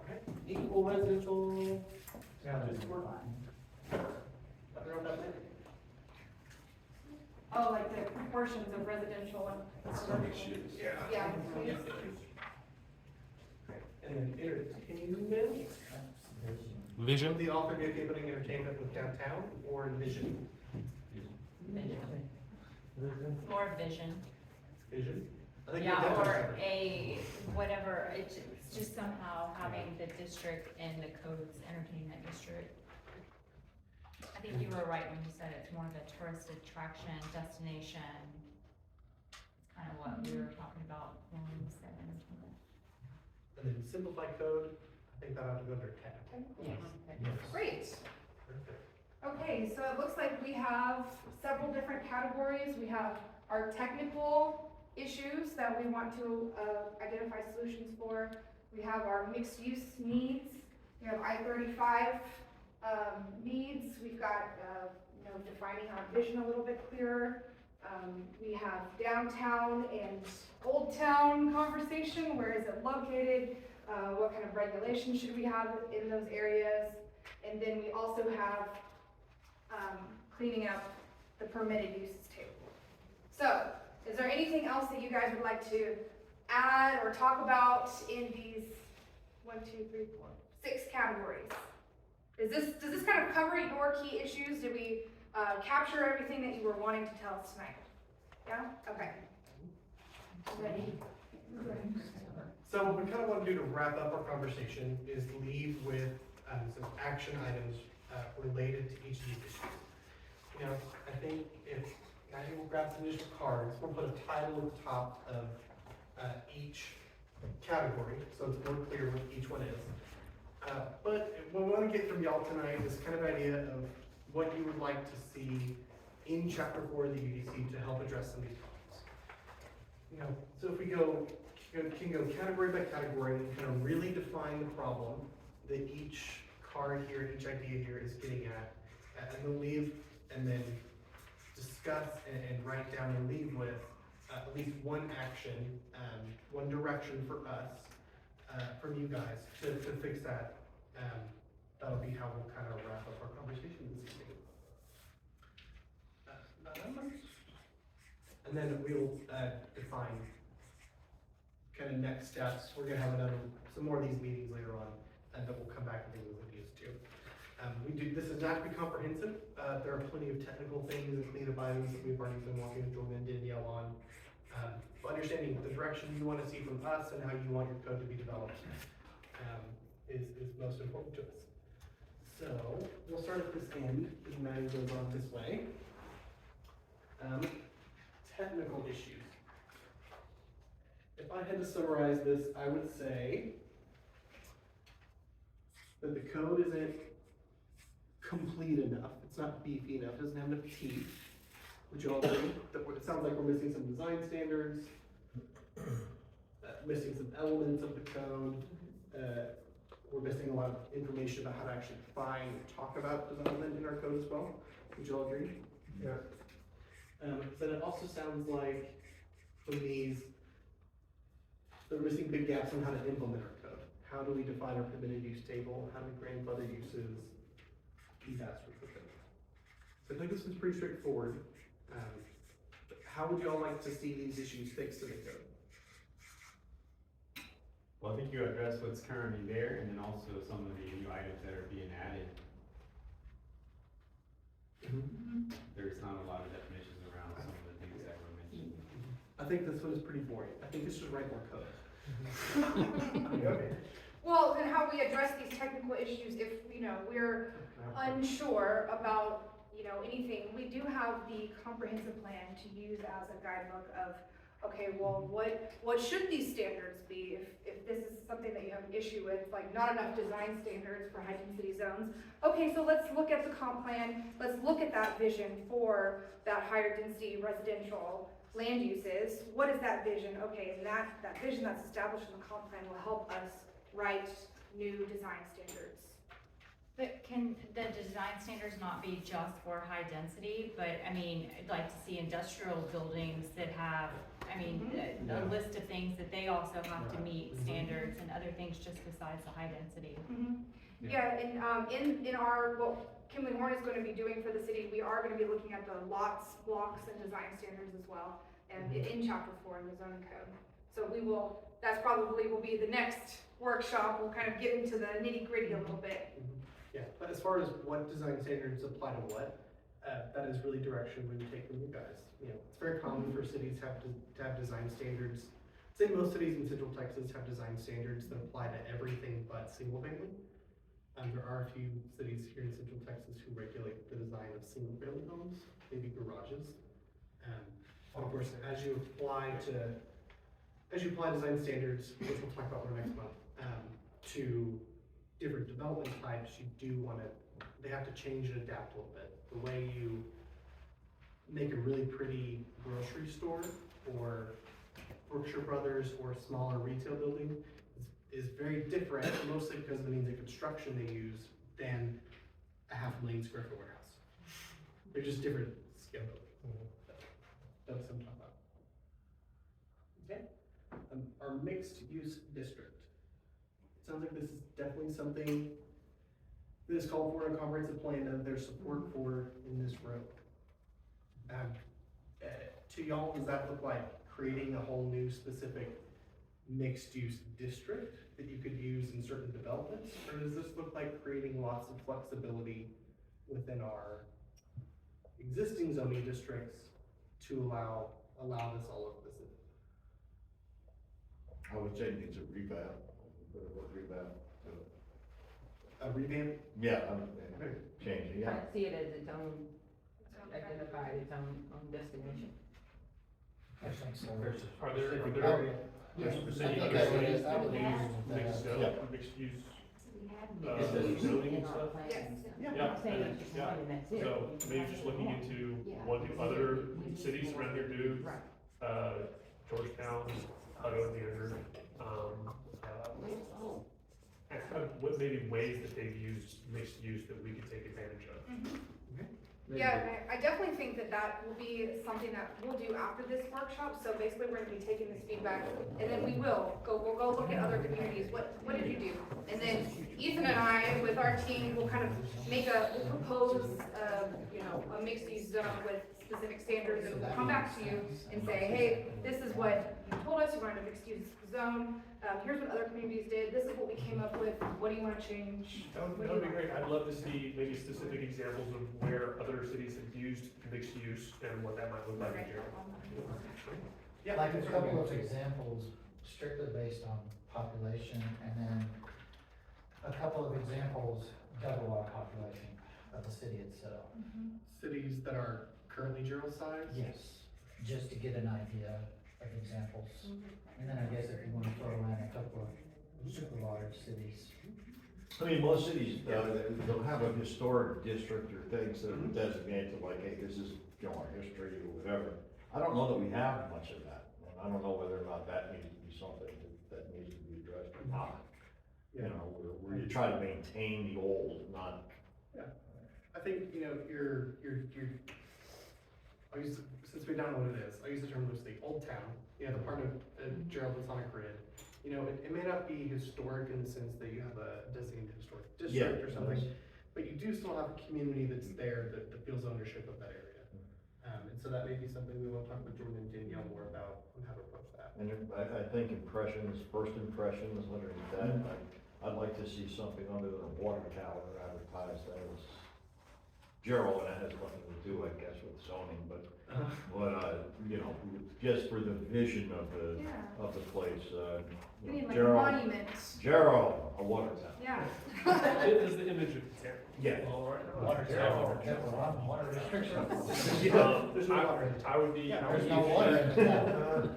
I would be interested in seeing potentially a zoning that's just for Old Town and not just, single family one, but maybe single family Old Town, like SF, OT or something.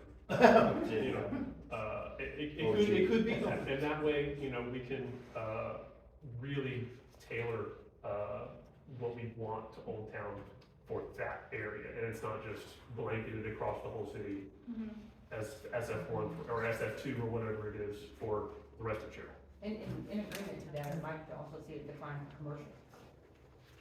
In Old Town? Yeah. Yes, Yeah. correct. Right, like on Fifth Street? Yes. Absolutely. We need to be able to pay for the roads there, so we need to do something. You can have, can you have like a downtown zone? Yeah, like for a specific, we could do something like that. You'll find that. For one street. Yep. You'll find that cities regulate downtown areas in several different ways. A city with a big historic district like Georgetown, they have what they call an MUDT zoning, mixed use downtown zoning. Right. And that allows the square, and you can live above, business if you want. And that just kind of strictly regulates use, parking, whatever. Then when it comes to the historic stuff, since they're so concerned about look and feel of buildings, they have a separate overlay district with design standards just for historic buildings. But then you'll find other places that don't have an overlay, they just have a downtown zone. Old Town Leander's a good example of that. I think they still have an overlay, but I think it's just about it's about building design, right? More like design standards rather than regulating But maybe it'll wind up being a little bit more like Hutto. I mean, they have it downtown, but is it, it's kind of an eclectic. Well, and remember, you do have is it downtown overlay? Is it? Yep. Is it in the, yeah, so you do have that exists today, so maybe we need to revisit that and see how we can refine that, and update it. But there is a desire for a mixed-use district that you can use all over the city, but it sounds like there's also a separate desire to have integrated commercial residential uses in downtown. Yeah. Wherever it is. Well, let's let them have input into it. Oh, yes, sir. Let's don't just make a decision here. The Old Town people, those people need to have input into that. Absolutely. It's affecting them. Okay. I think that kind of leads into a discussion about our permitted use table. We definitely don't like what I would call a can't say the word, cumulative nature of, you know, each zoning district building on top of each other. So we want to make sure those are, you have distinct districts that you could use as tools for different things. We want to add some uses. And we like the idea of adding the L. Right, okay. So we have on this right here, we see, retirement communities, more housing options, maybe be a little bit more clear on commercial and industrial uses, and then obviously define like medical, office versus hospital. Is there anything else that you wish, man, I wish that we had this on our specific uses? I think we're gonna need pickleball court zoning. That's in the recreation area. That's in the entertainment district. Yeah. That's in the entertainment. I don't know if you could, maybe in the next meeting, come back to us with some suggestions on things like that might be really helpful. Okay, yeah. Are there, I know that gas stations are a hot topic here, Gerald. Yes. Are there any other uses we should be aware of? We don't have any, like, community centers or anything for like the public. I know we We do don't. have a community center. We have a community center. Are there, actually, maybe Well, I'll we rephrase my actually question. don't, Are there because any that's other, another issue. uses or zoning requests? It's called a community center, but there's no We don't- community. A truck stop. Truck stops? Okay. Yeah, there you go.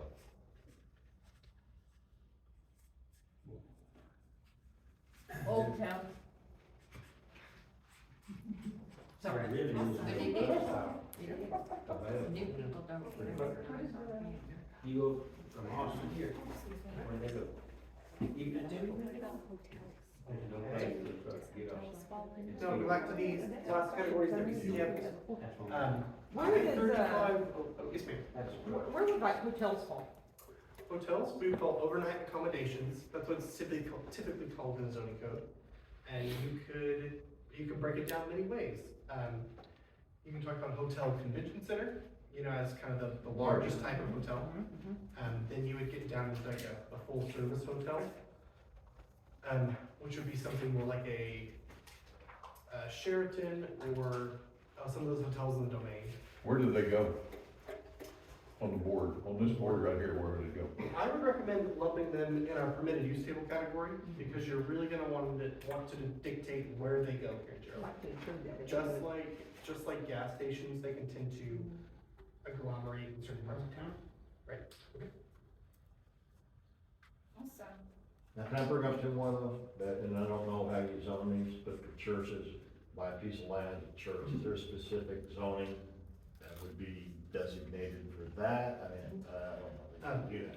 Churches and any place of worship, whether it's a mosque, synagogue, temple, some kind, whatever, those are actually protected under the First Amendment and then through several federal laws. So typically what we do is permit them in every zoning district, because you can't really dictate. So if you just buy the property, you build it. Yeah, then- but what you'll find is that the design standards that apply to that building will reflect that in that district. So if it's in your downtown district, you know, they'll be allowed to build out to match the style of downtown. But if they're in a single family zoning district, you know, they'll have larger setbacks, less impervious cover to match the character of the neighborhood. My second one would be, now you got smoke shops and head shops coming in town, and I don't know that we want to buy a lot of crack pipes in Jarrell.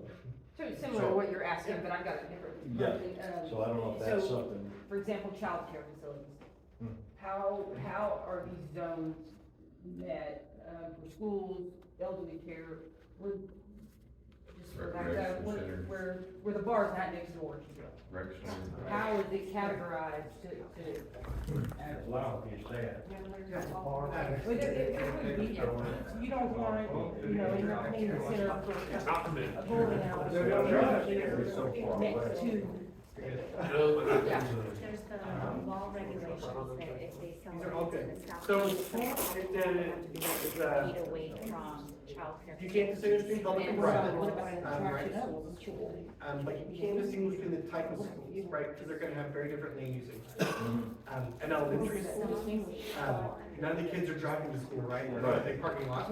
So, and then you typically want them in neighborhoods, you want those kids close to home, for the sake of the kid and mom, right? But high school, you probably don't want in the middle of your neighborhood, because each one of those kids is gonna have their own car they're driving to school. You don't want that in the middle of the neighborhood. Right. So typically, we break down schools in the permitted use table by age group and, driving status really, of students. Daycares, you can approach it a few different ways. You can talk about daycares generally. I love talking about this stuff, y'all. You can talk about daycares generally. You can talk about daycares in the, like, home daycare. You know, if somebody takes in children during the day as a part-time job. You can talk about daycares that serve certain numbers of children. There's a threshold at the state where you have to have different types of licensing. So, that's the way you can talk about it. And currently, in your, current, permitted use table, you do have we have 4 different types of daycares, or, I guess it's called community service daycare, and so you have all community services, family home daycare, licensed childcare home, and a daycare center. Can you really restrict, in-house, you know, where they're under 5? Yeah. 5 kids per, in a residential house? I didn't know that you could do that. You can, it's very common for cities to dictate home-based businesses. What you'll typically find is that there are limits on home-based businesses, so you don't interfere with your neighbors. Like, I think a great example would be, I've seen rules for, maybe counselors or accountants or attorneys who have an office in their home. The rule may say that they can't have, parking they can't generate enough parking, they can't invite enough clients over at one time so that their parking spills over onto the street. You know, things like that. I thought daycares were protected under, I thought daycares or the in-house daycare, I guess I should say. They may be. And again, I get back to the elderly care thing where you have homes and then maybe they need a certain amount that they can have where they can take care of the elderly and then as well as handicap. Okay, and so there are homes where people take in challenged kids. And that's again one of those that's, is it a residential use or is it? Well, I think we have one that has 5, right, that allows 5? That's a group. One of the things I think at-home business that I'm gonna tell you is most commonly overlooked is output. When I say output, what are they shipping and receiving? What's going to the curbside, because that interferes with parking. I'm in the solid waste industry, I see it all the time. Yeah. You have a home-based business who has 10 yards of cardboard at the curbside every week. And that's what people drive through and see. They're not looking at the output. And also where are people parking? Correct. They're taking Correct. street clear, stuff like that. So when you consider a home-based business, you need to look at what that's going to generate. It's definitely more of a conversation after COVID than it was 5-7 years ago. Well, a good example for us in the home place, and Tom, you don't hit me, but the daycare that's there, they have no. They don't want a dumpster. Right, they don't want a dumpster, so all the diapers and the stuff sit out there twice a week. A lot of cans, a lot of loose things, not in the cans. Now, I'm not blaming you, when it was done, they did not provide a place for that, okay? And I think that's something that's, you drive in, it's just ugly and stuff flies all over. Well, that's first impressions in business. Yeah, to touch back to the, kind of adult businesses, I've listed that here as personal services restricted, just a way. And that is something you could regulate to a certain extent under your zoning code. We typically find is that you're regulating those to, commercial and industrial parts of town. And that typically includes, everything from the toy stores, strip clubs. Smoke shops, thank you. Sometimes liquor stores, depends. But yeah, that's certainly something we can address. Breweries. I'm sorry? Breweries. That is a use that has definitely risen in the last 10 years, so I don't think it's probably not a big. Okay,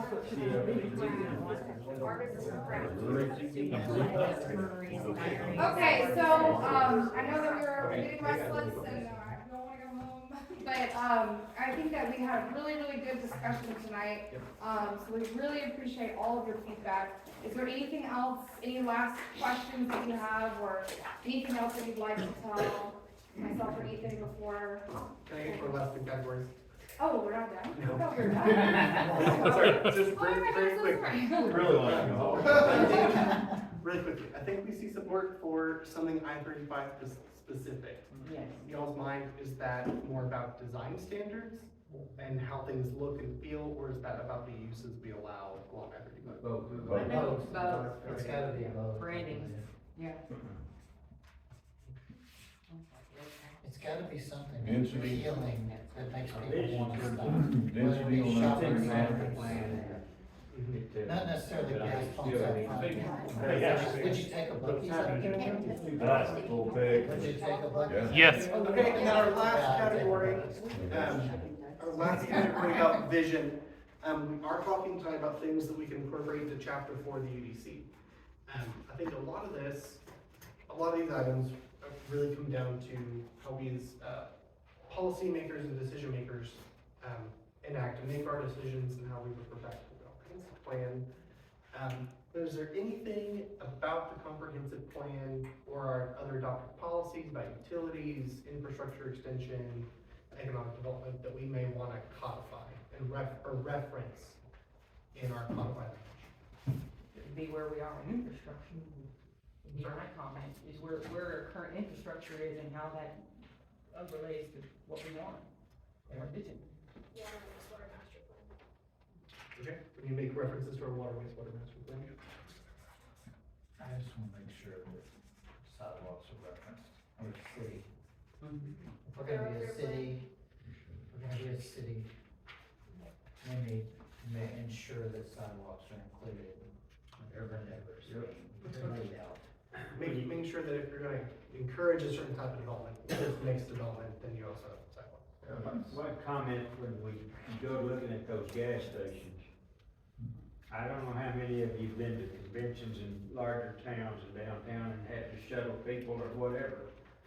Sometimes you're in a car, or a pickup, you can't find a gas station very close to all downtown activities. Just remember that when you're coming up with something, because I run a shuttle for the state FFA convention, from the airport downtown to the convention center. And I park downtown, stay in a hotel downtown, a motel. But then that van gets kind of low on fuel. And try to find a place, even on I-35 going to the airport. When you leave downtown and there's no place downtown, and you get out on that interstate on I-35 heading towards an airport, it's hard to find a fuel station. Well, Bonnie's gonna see to all electric, so we don't have to. Yeah, that's a bad one. Plug your car in. Yeah. It's right. I'll also add one more thing here, then I'll give it to Maddie to wrap up. It sounds like industrial development is a big topic of conversation here. Yes. Do we need to relook at our zoning districts and see how they can play with the demand you're seeing? Most definitely. Something I additionally would like to see that I think maybe goes with the vision, but I'd like maybe more jobs here, and so office space, something like that. Having office space, I think is fantastic. It is. It's coming. Yeah. I'd like that permanent, so like when you talk office space, I want the developer, the person that, whoever's buying that piece of property, I wanna be able to just say, okay, wow, there it is, because we already have that. They don't have to go through a bunch of red tape. As far as. So they don't have to go through office. this conditional use permit. Well, yes, with the limited, using the limited function in Yeah. there, just giving them. The L. Yes, the L. Yeah. For the offices.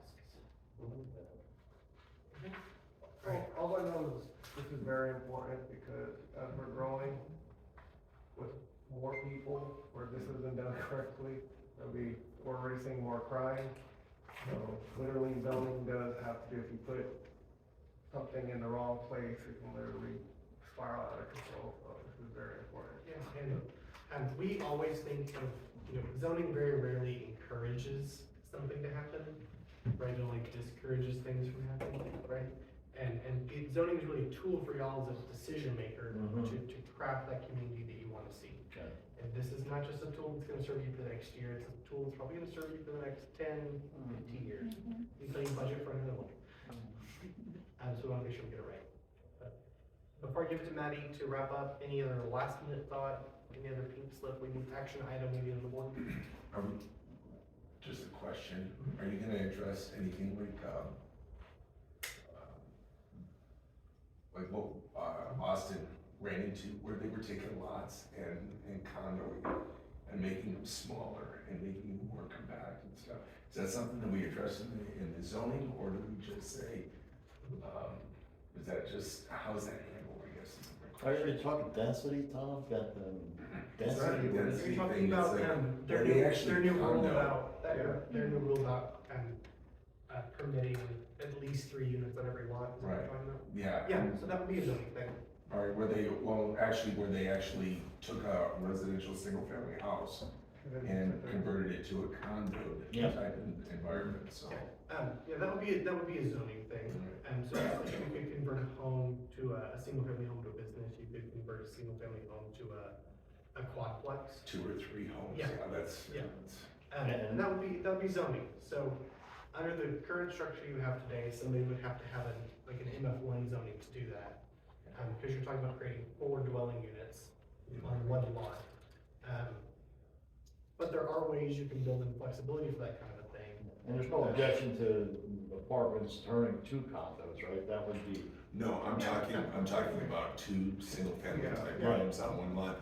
I understand, but there is a need for, especially now, a lot of families are moving their grandmothers in or their kids in, so there could be a little bit of flexibility in there, I think that might, because I see the trend that's happening more and more. You'll always have a place in my place. I'm kind of lucky. Okay. Well, you bring up a great point, a topic we haven't covered yet. Accessory dwelling units. Do you have a question? Not, but adding on to what Tom was saying, because I thought about that, if Old Town, I think JB, you said, like, when everybody thinks of Old Town, it's that one street, and if you're talking about a town center, it goes back to visioning, but would you vision downtown to possibly have bigger area that you could eventually convert the residential into commercial buildings? And what would we need to do to allow for that to happen for future land use opportunities? Getting that transition. Residential to commercial transitions, but I think also residential to multifamily transitions. I think there's a few scenarios you could see that in. You could see someone who owns a larger home and they want to convert it into apartments, 2, 3, 4 apartments. Then you could have somebody who has an existing home and wants to Make it a piece of art. put an accessory dwelling unit in the back, a garage apartment or something they could lease out for extra income, or they sold a child at home but they want space, college kid, whatever. Or an elderly person who lives in the back. Single city planner who wants cheap rent.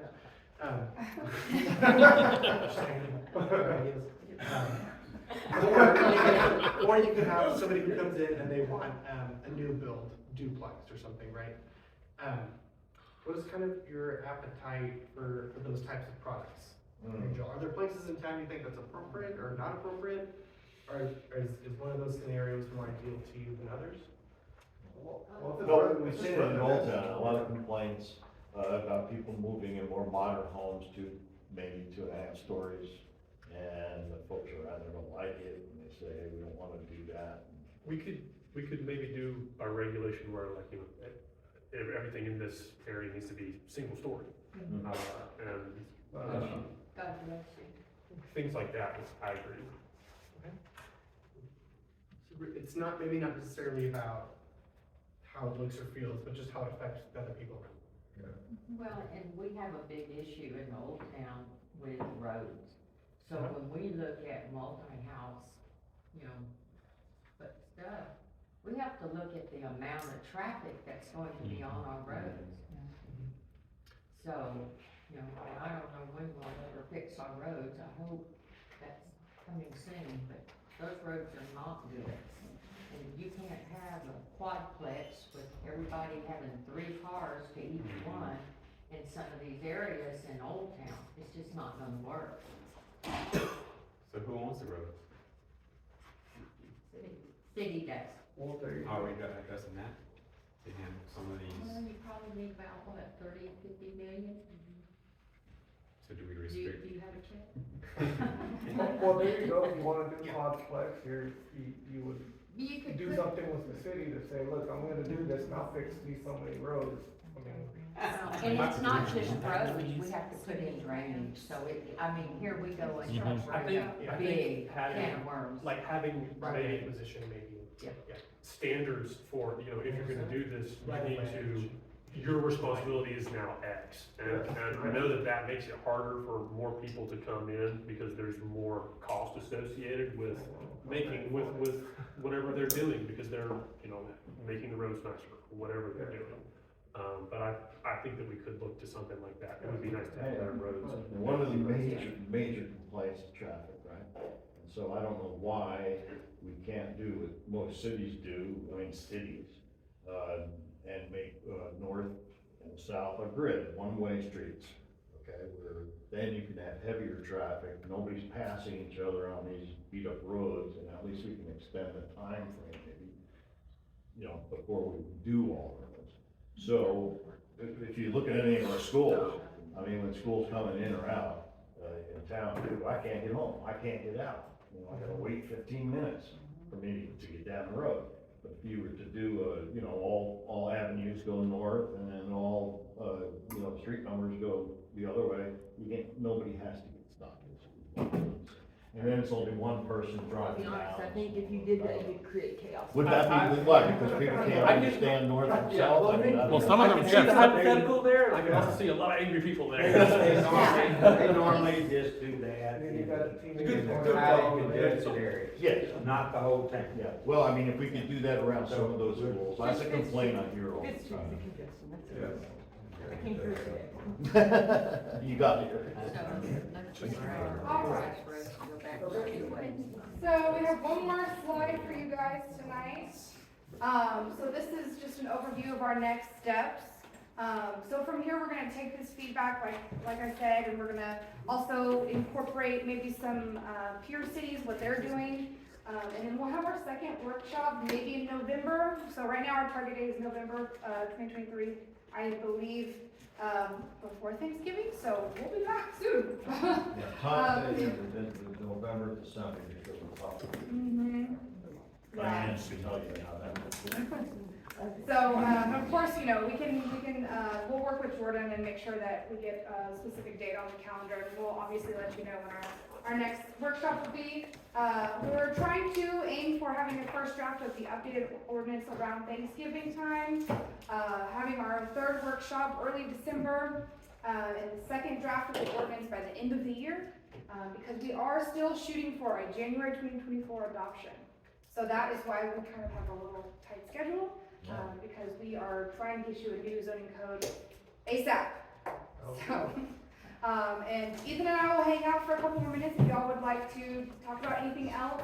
But thank you so much. We really appreciate you all being here. It was really nice to